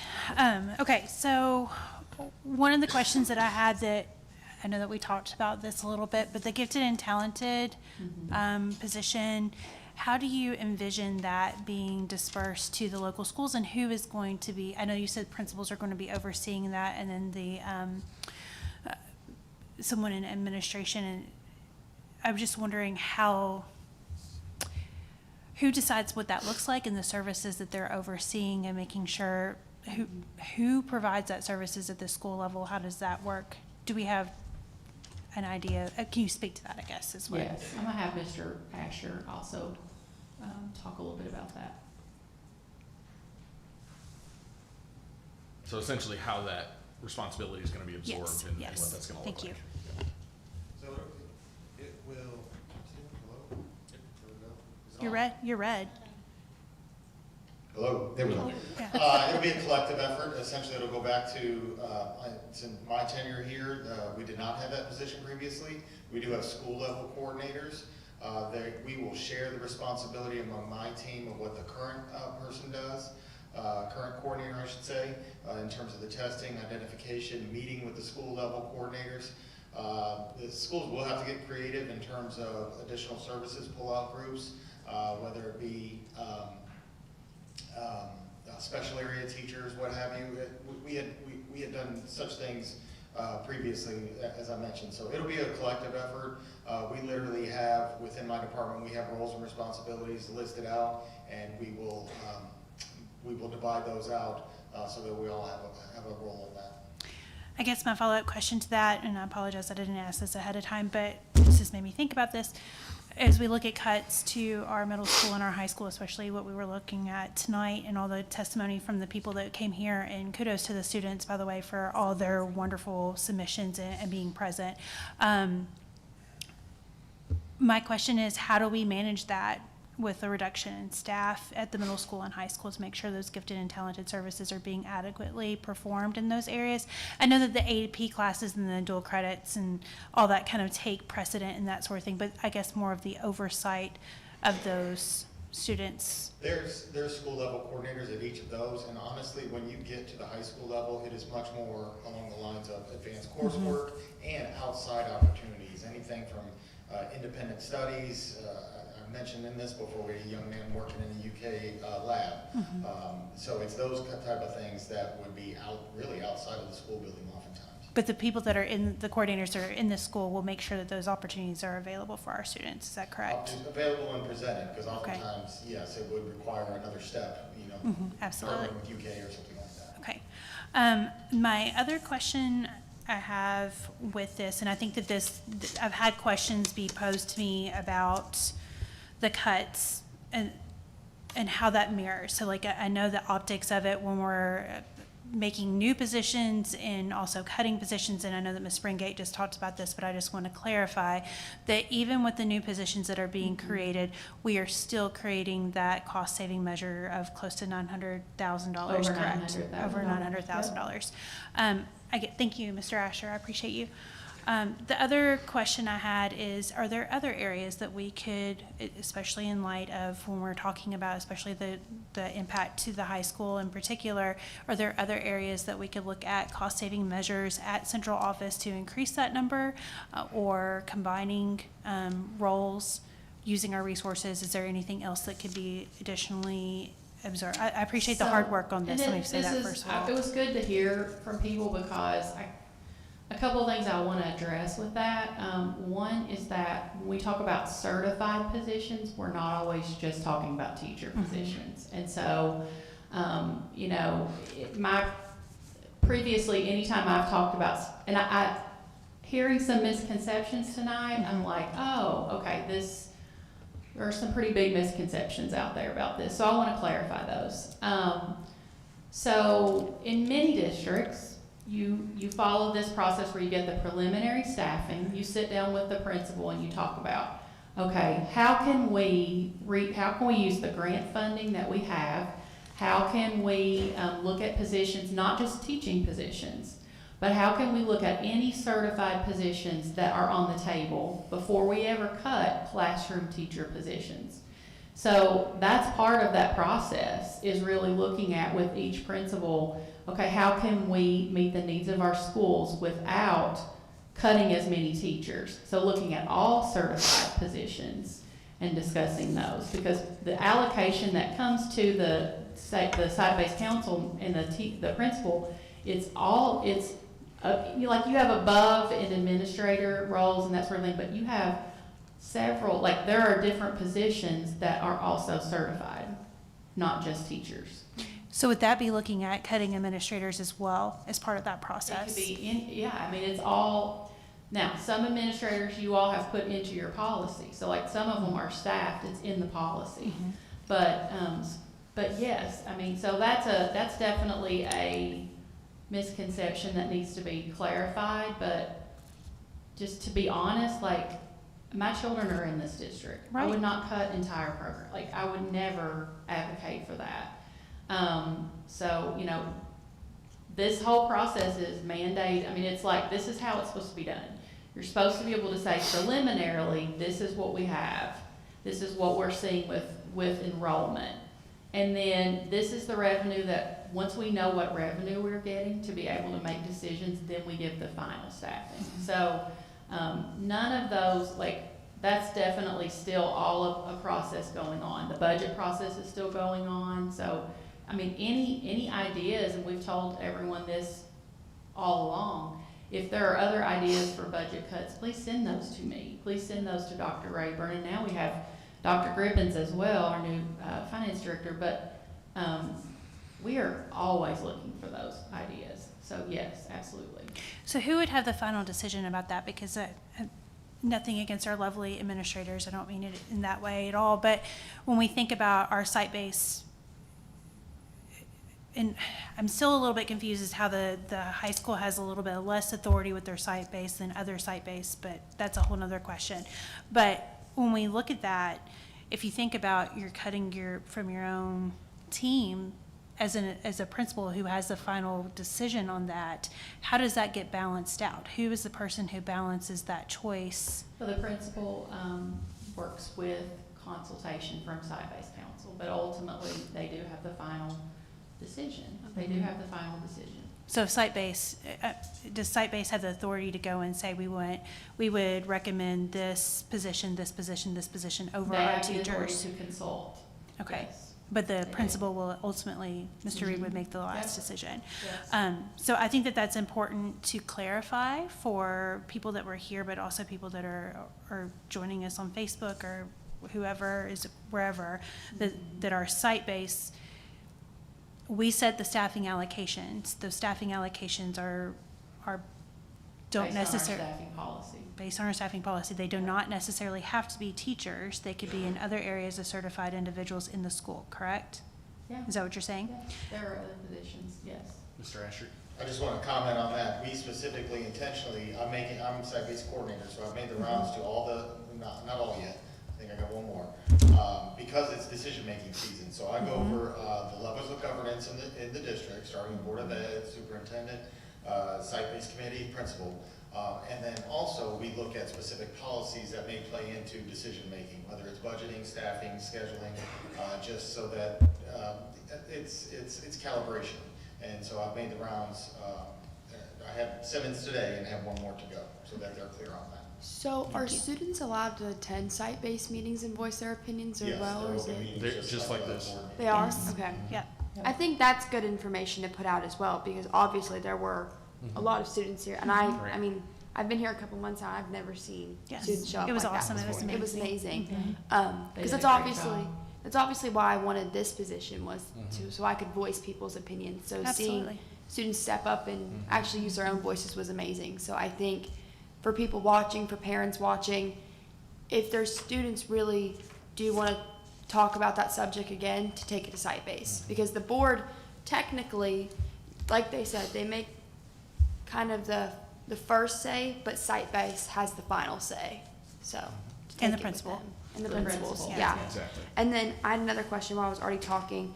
Of course, I'm in the high school bubble of things, so I'm not completely knowledgeable about the rest of the bubbles, but how many middle school certified positions are going to be allocated? Because I've only heard high school on Facebook and. So currently, with the enrollment that's projected for next year, there will be 2 certified positions in the preliminary staff. And then are any elementary schools also taking that hit as well, or is it just the middle school and high school? Not currently. Not currently, okay. Thank you. And I did want to circle back because you had a question earlier. Yeah. Did you want to address that while we're talking about this? I want to go ahead and apologize. I did not know that we could not make comments after Yeah, public. yeah. That is a rookie mistake, so I'm sorry about that. I just kind of wanted to back what all the students and staff that came here to kind of voice their opinions on, because sometimes I wish I could wear a GoPro in the high school to like play on a big screen. I mean, not everything needs to be shown to teachers and staff, but like just kind of, some people are scared to voice their opinions, because I mean, the high school, I mean, like it is a hive, but it was a buzz today. Like it was so, I mean, that was the topic of conversation in every room whether it was teachers, whether it was freshmen to seniors. I mean, I've never seen people in the high school get so riled up about a certain topic before. So it really does show how detrimental the teachers and the staff at the high school really are to people. And I completely understand. I've been on this board. I mean, technically I'm not on the board, but I'm here. And I do see how hard your jobs are. I don't think some people understand how difficult it is to make the decisions you do make. So I do ask for some people to give you guys grace. I mean, you all have big decisions in your hands, but you're also just humans too. You just are trying to perfect the school in any way you can. But I also understand where students and staff are coming from, just from myself. Like when, kids came in here and they're like, well, I don't want to see my CTE teacher possibly lose their job, because like you said, it's not just teachers, it's certified positions. But if that were to become the case, sometimes it is those positions that lose their jobs first, because of course the primary 4 core subjects are what we keep first. So that concerns me. I won't be here anymore, so yes, it technically won't affect me, but it will affect my siblings. But one of my brothers has severe learning disabilities. He goes to different types of things to help him with that. But just from looking back, I have a lot of friends with like dyslexia or ADHD or different things like that who do benefit from block scheduling. And I think sometimes that does get overlooked because, I have never benefited from a 25-minute college course. I mean, you got to think about it. Like, put yourself in a position where, say you're on your first day of freshman year college, you go to your class and you have 20 minutes in there, and that's all you get. And you're like, oh yeah, you got to take a test next week.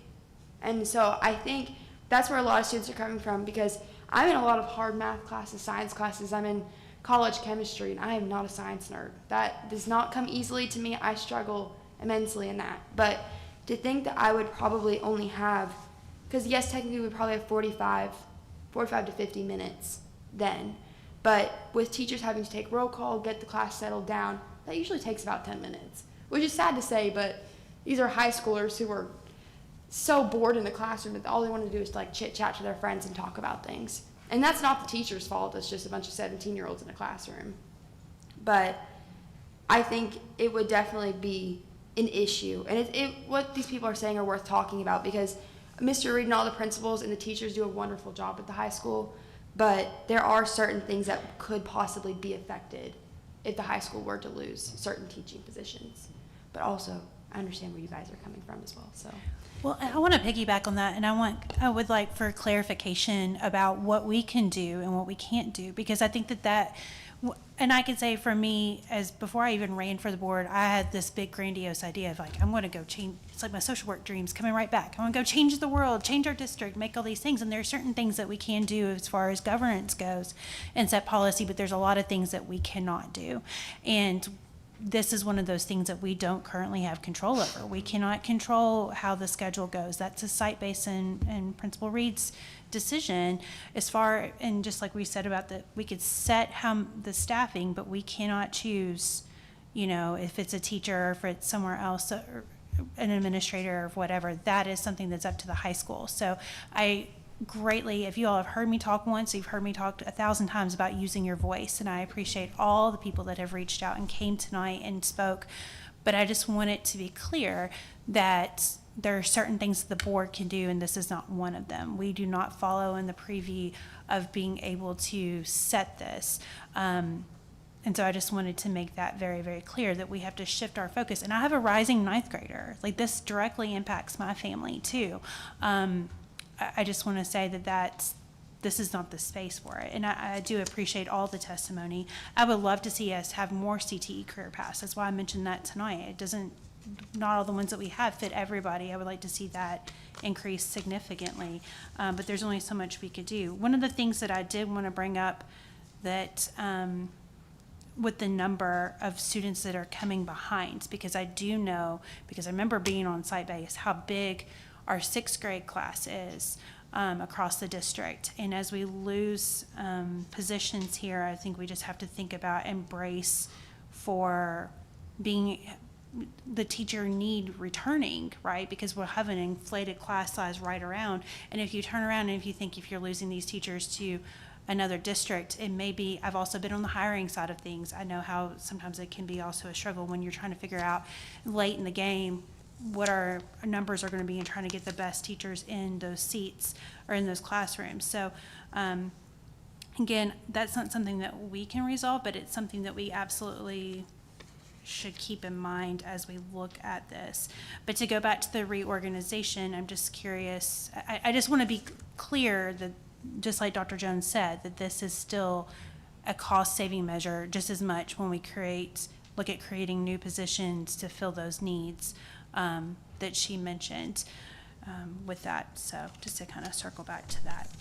And I would like to point out on a couple things you mentioned, and we talked about this early on, but Dr. Jones and her staff did come up with some information that if it's not already online, it will be, where it does break down the responsibilities of the board, of the superintendent, site-based decision-making, and principals. So there's 2 documents that are available, which I think will help a lot, and I appreciate the clarification that Dr. Jones provided earlier about certified positions are not just teachers, so they're looking at everything. I also appreciate the fact that you're looking at reducing $900,000 of the budget at central office, because I know that's been something that people have asked about and came up as well. Before you do anything else, what are you doing at central office? Cutting $900,000 at central office, consolidating responsibilities, job roles. So I think that is probably the first and most important step that people were wanting.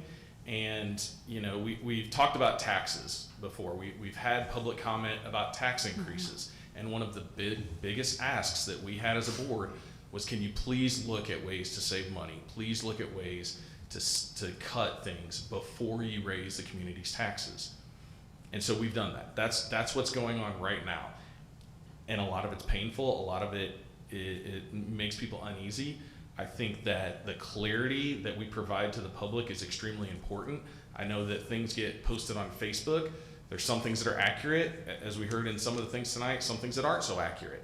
And so I think part of our responsibility is to, as these changes are being made or as the proposals are being made, that we're also sharing that with the public. And so you've already mentioned, Dr. Jones, that you had some things that came out of those public comments that you want to look into, review.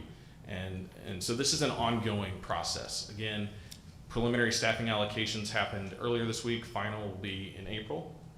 Tentative budget will be in May. And so this is all a moving process. And that's why public comment is so important. And we spent a lot of time listening to that tonight, because we really do want everybody, whether you are a parent, a staff member, a community member, whether we're talking about reductions or cuts, or we're talking about tax increases. It's all important, and so you have to have the money to pay for the system, and so it's a really treacherous balancing act, and everybody up here cares about that. Whether we disagree or agree on everything, it's very important, and all of us care about the school system. But I know I've talked. I think a lot of people have. Mr. Wilson, do you have anything? I don't know if I should say anything, but You should. This meeting has made me profoundly sad. And the reason it's made me sad is I think where we are today could have been predictable. One of the gentlemen back there, I don't know which one it was, I think he's gone already, did a summary of the last 5 years. Expenses way up, revenue didn't meet it. We should have been able to know that we were going to get to this point. And then I'm reminded 7 months ago in August, when we knew we were facing, well, we should have known we were facing this situation, we were very fortunate in that the property evaluations went up. So we were going to be able to get some revenue that was surprising. But instead, we chose to make the move to lower our tax rate. If we had not done that, many of these things that we're talking about today, we wouldn't have to talk about today. I'm sad also that Dr. Jones had to come in and lead us through this, and she had absolutely not one input or decision regarding this. But I think we also, speaking of the agenda item, not only did Dr. Jones help reduce the expenses at the central office by over 900,000, she made it more efficient. We don't even talk about that. We don't talk about that. You know, we don't talk about the fact that she's done listening tours all over this county, and she incorporated what she heard into this plan. It's going to be more efficient. It's going to meet the needs of our employees and students, but And our strategic plan. Do what?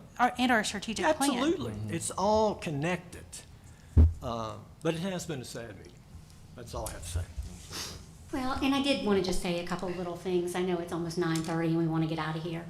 Just to be clear, we are here because the board failed to do its duty. We are here because, Mr. Brickler, you kept finances off the agenda, refused to allow discussion with a couple other folks. A block of 3 kept it off the agenda for over a year and a half. And so we are here, and it is very predictable, and it is very sad. But at the end of the day, I think that we, in order to move forward, need to make sure that we don't make those same mistakes again. We need to be able to have discussion in meetings, especially about finances. I have screamed to the top of my lungs, and Ms. McCowan did the same, month after month after month, asking to discuss finances. Month after month after month, saying, it looks like we're going to end about $3 million in the hole. Month after month after month, saying, those numbers don't seem quite right. Can we discuss that? Can we look at that? When I subtract, I get this. Month after month after month. And so I'm glad that we're now in a time where we're looking at expenses, as we should. But I also think that we need to have a holistic discussion. One thing I think we really need to desperately do before we make cuts in positions that touch the children is to look at all of our district level positions, to kind of look and see what that looks like, and to make sure that we are doing things that allow the school, allow the site-based to have the freedom that if they want to make some cuts, that they're not restricted because we have a district level position that, you know, they can't look at that. They can't. So I want to make sure that they have all the freedom that they need. So I think that's important to kind of look at all those positions and say, well, is this position, you know, more important than this position, or how would we like to move those kinds of things around a little bit? And I think it's really important that we have that information really prior to, you know, the next budget discussions, because I understand that, you know, the allocations, the staffing, all of that will come prior to us having the next budget vote. Well, and I think too, we could look at, and this is hard, but we could look at what job duties can we maybe absorb one to another. And I feel like that's been done quite a bit at central office, but just considering if there's anything else that can be, I know I sit here and say this, but I also, even in my own job, have multiple, when there's a shortage, we take on more things. We do an overload. We do all these things, right, to make sure that the boat floats in rough waters. And so I don't know if that might be something that, hey, you take a little bit here and add it, and you take a little bit here, and you take a little bit here, and then that way we can keep our ship afloat until the water's calm, and then maybe we can, you know, disperse those job duties back out. And I think that that's happened a lot with this reorganization, but if we could just continue to look and see what else can maybe be absorbed in central office areas to make sure that, again, we're not touching our kids with these cuts as much, if we could keep that buffer as big as possible. Now, I will say, I think that every person that's connected to our school system is for the kids. Everybody has a role that is important to making sure that our school system is successful. But I think that we've got a really great start at reorganizing central office. I just think that we need to continue to look at where we can cut corners and save money. And some of it may not be favorable. I mean, I'm thinking about how much money it's going to cost us to have graduation at Falling Springs, right? And that was something that was already in the budget, the past budget. That's something that the community voted on, but that's like, you know, a significant amount of money, not that equates to a position, but we all have to kind of think about what are privileges that we have that maybe can be absorbed in other areas, and what are areas that we have to make sure our students' needs are fully met. And so that's just something to consider. I think we just have to continue, be due diligent, and look in all these different areas that seem to can make even a little bit of a difference. A little bit adds up. A penny saved is a penny earned, right? So we have to think about that too. And I think Dr. Jones, again, has inherited this mess, and kudos to her for doing the best she can to try to figure it out.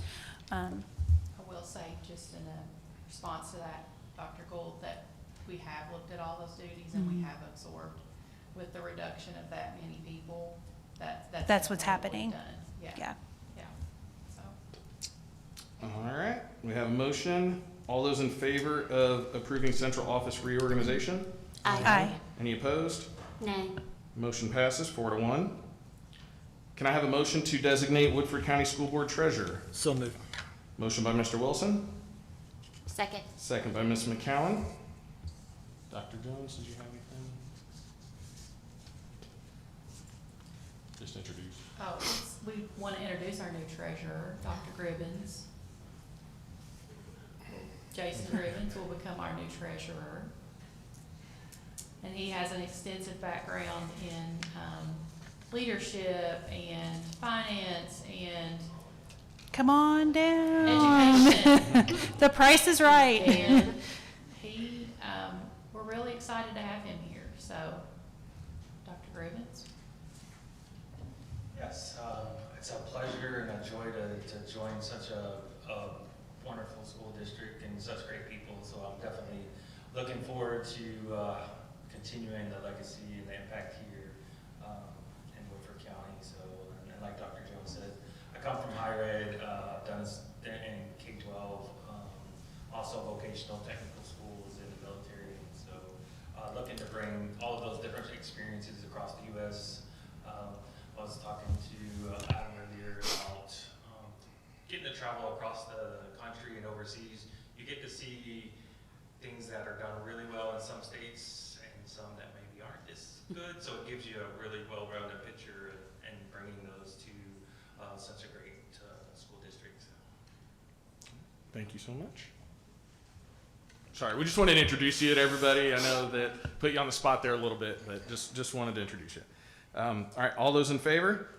Aye. Aye. Oh, any opposed? Motion passes 5-0. Can I have a motion to accept notification of personnel matters? So moved, Mr. Chairman. Motion by Mr. Wilson, Second. second by Ms. McCowan. Any discussion? All those in favor? Aye. Any opposed? Motion passes 5-0. Can I have a motion to accept notification of payment of bills? So moved. Motion Second. by Ms. McCowan, second by Mr. Wilson. Any discussion? All those in favor? Aye. Aye. Any opposed? Motion passes 5-0. Can I have a motion to approve January financial report, treasurer's report? So moved. Motion by Mr. Wilson, Second. second by Ms. McCowan. And I invite Dr. Rayburn up. All right, good evening, board. I'm gonna try and be quick, as quick as I can with a bunch of numbers. My goal is to never see this number again and have to do this again, but we'll see what happens next month. Dr. Ribbons is all you, so I'll get you through January. This is our monthly report for December. Remember, taking a look at the top number is what's important to know what's from December to January. Where we left, $3 million month to date for revenue, and then $2 million in expenses. And then January we're at $5 million and $3 million in expenses. And so as we have in the past, here's our chart that we have been looking at over the course. This is for December. We were at a 3% reduction in expenses from this year, that December last year to December of this FY26. This month, we are at a 4% reduction, so we are continuing to reduce our expenses every single month. Just so you know that we have been reducing, we have not seen a positive gain, we have seen a negative gain in that, or negative from there. And the actuals there are 28 million in revenue and 20 million in expenses for the actuals versus the budget. If you're looking to know how much revenue we received For this month in our tax collections, we've received $4 million in tax revenue for this month. And you can see those sourced in your agenda items with each of the page numbers. Remember, I put the page numbers at the bottom so you can see these reports. These are screenshots straight from the report. $4,121,000 has been received, and total $26 million in revenue has been received by the different organization object codes, which you will find in all your monthly reports that we've been given. And then if you want to know exactly when they were received and on what dates, you can see those on this form here, and they're also been reported each month to you for your review later. Our Fund 2 balance is still in the negative. Again, Fund 2 is our special revenue. That's our grant funds. They sometimes run in the negative because we have to get paid back and reimbursed, so we are in a reimbursement state on these. And the ones that I've done a check of, all of them, most of the ones that are in the negative are state revenue or state grants that we haven't received the reimbursement for. So we are continuously every month and every quarter, so we just ended a quarter to submit for reimbursement on those. Our district activity funds are in the slightly over expenditures, but still at a healthy balance. And our school activity funds are in the same. Only this one has more expenditures than revenues. Again, these are school accounts, and district activity funds are district accounts, but at the school level. And then our food service is still spending more than we are receiving. Ms. Choir and I are preparing a in-depth view of what that's going to look like, and have a presentation for you all in the future as we are looking at it, specifically how the snow days, NTI days, and all that impacted our revenue. But this is January, that's February, so we don't really know how it's going to play out until the end of the month report. And then our ETC you heard about tonight is still operating in a deficit of there. So, any questions? I had a question. The distilled spirits tax, when do we top over on that and start going down? Do you know off the top of your head? Spirits are on here now. Yes, but it's gradually decreasing, right? Are we at that point where we've passed it and it's going to start going down? Yeah, it started, the decrease was in the high 90s still. Okay. It's every year, it's a It's chunk a- out of it okay. every time, but we received our distilled spirits 2.7. That's why our monthly balance was so high this month. Okay, so we're good for right now. Yeah, we received them all. Okay, thank you. Are we expecting any additional tax revenue? We get them every single month. There is, like, we've received our big chunk. We're not going to expect any huge chunks anymore. You know, it's people that pay their taxes late. They pay their car taxes in January. They give us a check in February. You know, like, that's broken out there. But our property taxes have been paid for, unless they're behind on the property taxes. We receive most of the property taxes. Because I may have done it wrong, but what I was looking at on the financials was just annualizing it out, what we have and what we budgeted that we would receive. It looked like there was a gap, but maybe that was my miscalculation. I have not seen any gaps. It's me. We've been, yeah, like, if you do notice it, let me know and I'll look at it. Anybody? I just want to say thank you. Thank you for doing this for the last couple months and making this so much clearer for everyone to see. I mean, this has just been brilliant. So I think it helps people that are watching from home. And I just want to say thank you so much for taking on that role. Just what I was just saying, I feel like Dr. Rayburn he's the poster child of that right now. Just know that the page numbers don't change. So even though like the report is not uploaded, the actual report is uploaded in time. It takes a little bit of time to get all of the numbers here, but all of the page numbers remain the same from month to month. So anybody that's looking at the uploaded one from today can go next month and look on page 1 and find the numbers on page 1. But thank you. And I also echo that. I love having this little breakdown. Have these been included on the agenda? Can the public get Yeah, like so the presentation? The way it's been working is I upload the required stuff, which is your monthly report and your balance sheet by your all set time. It's normally Friday when I do it, but that gives you all time to look at it, and then this is uploaded after my presentation most of the time. Yeah, it's like, 80, 90 pages, and I like Yeah, this but format better. I'm gonna tell you right now, I every like page that. is the exact same number, that's why I said it. The number on the page is the exact same. Page 1 for each month has the page 1, page 27 has that. All of them, all of the present, that's why I put it here. Page 16 down here at the bottom has that so that you could go and find it if you needed it. Yeah, and I definitely appreciate that. So thank you for doing that, and I will review this once you get it uploaded. Thank you. I think it's actually already uploaded now. I didn't see it on mine. It'll be uploaded by the end of the evening. Yeah, thank you. All right. Anybody else have any questions or comments? Dr. Gould? You're gonna get mad at me. This is just a question that goes back to something we already voted on, but it doesn't change a vote or anything. I was just wondering where school safety falls underneath all that in the reorg. Falls under the Director of Student Services. Okay, thank you. If anybody, the Director of Student Services is what that falls under. Okay, thank you. Again, I'm sorry. All right.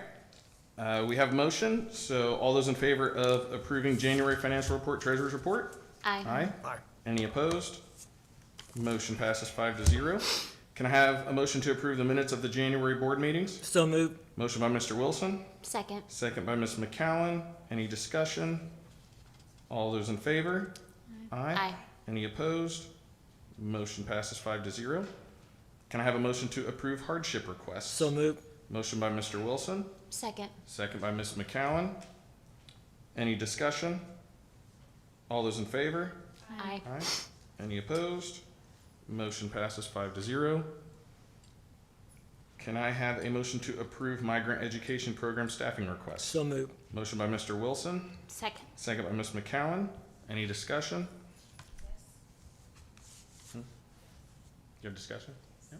Okay. Dr. More Gould? of a clarifying statement, because I asked this question via phone earlier, but the position, and correct me if I'm wrong, that with the migrant education program staffing request, that is based on the grant, not the grant, but the Title I funds. And if those Title I funds go away, they're paid for by Title I funds, which is what Mr. Asher was referencing earlier, because we've gotten more because there's an increased migrant population. So the position is covered, correct, by those funds that have to be designated and earmarked for this position, or a position such as this in that area.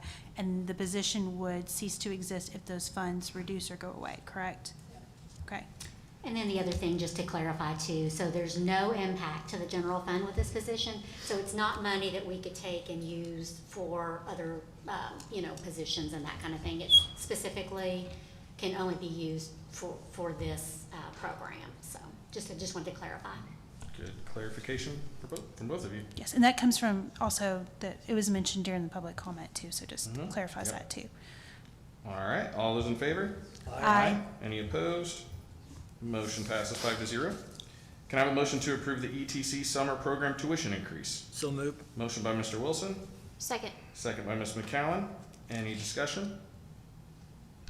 No, I would just say that I do think we need to really make sure that we are doing adequate cost for the services and that it's not gonna run over into general fund, kind of be a spillover so that it stands alone as an enterprise fund. So thank you guys for really having the foresight to kind of begin looking at that to make sure that there's no general fund impacts. Thank you.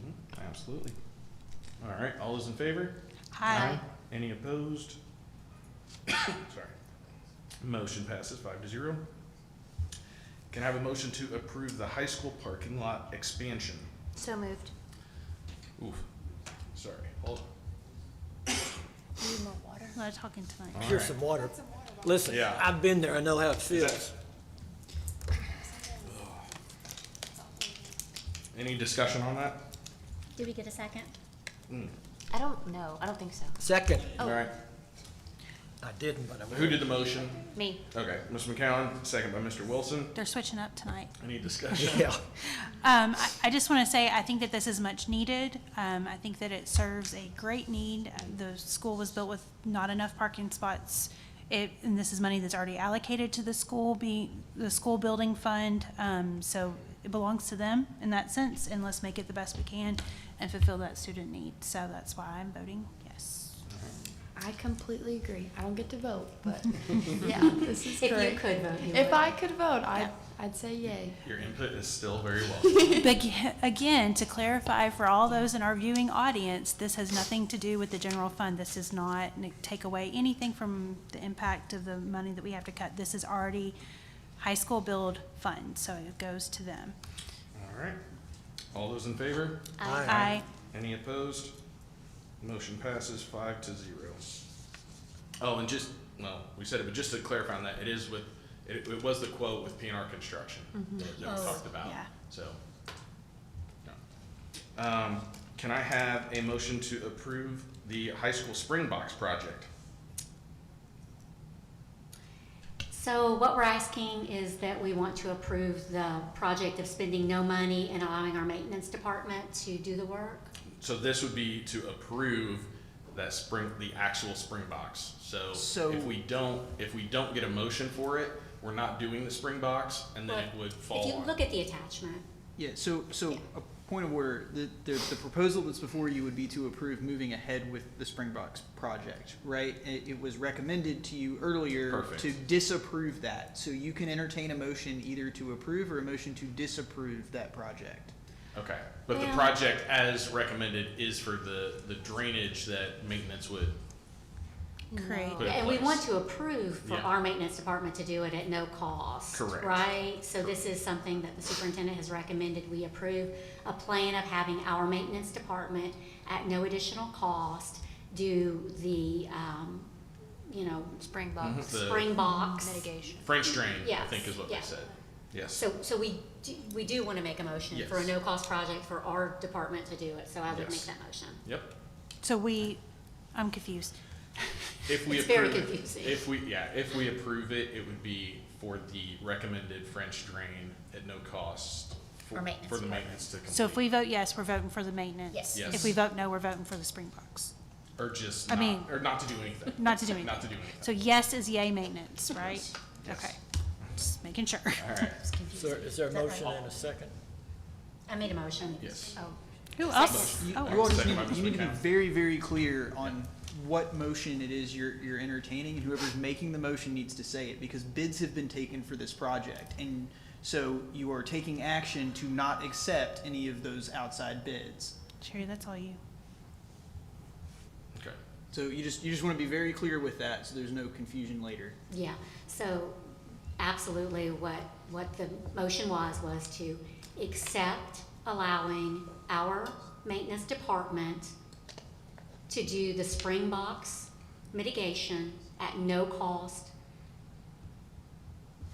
no other bids, our maintenance department to do that. Second. Okay, discussion. I don't believe we can correct this problem without any cost. There will be costs involved. You're gonna have to have tile, et cetera. So if the motion says no cost, I'll have to vote no, because there will be cost. Well, no additional outside costs. So I guess maybe, I don't even know, what do you want the motion to say? That So- we're not gonna approve any bids to do any work for the spring box? Yeah, we need some clarification. Dr. Rayburn, can you No bids? No help here, spring box? because, so, No you're, bids. the only thing that requires board action, right? Because the regular expenditure of maintenance getting out there and doing this doesn't require an outside bid or board action. Right. So what you are voting on is to accept or reject the bids that were collected on this project. So, So if you remember, back in December, we submitted the bids that Trace Creek had submitted to us for mitigation. We are not recommending we approve those bids, so that is the agenda item yeah, from December. so Okay. what you need is a motion to reject the bids that you all got. Oh, on- that's simple, okay. Okay. Okay, We're making it complicated. Okay. We can still fix it without, we just don't have to take those bids. Right. okay. So motion to reject the bids from outside companies. Yes. Okay. I'll second that. Any further discussion? All right. All those in favor? Aye. Any opposed? Motion passes 5-0. Can I have a motion to approve SFCC construction offer? So moved. Motion by Mr. Wilson, Second, second by Ms. McCowan. Any discussion? Is there an offer, like how much is it? It's an interesting question, but I'll explain. So the original calculation, our folks at Baird figured out that it was incorrect.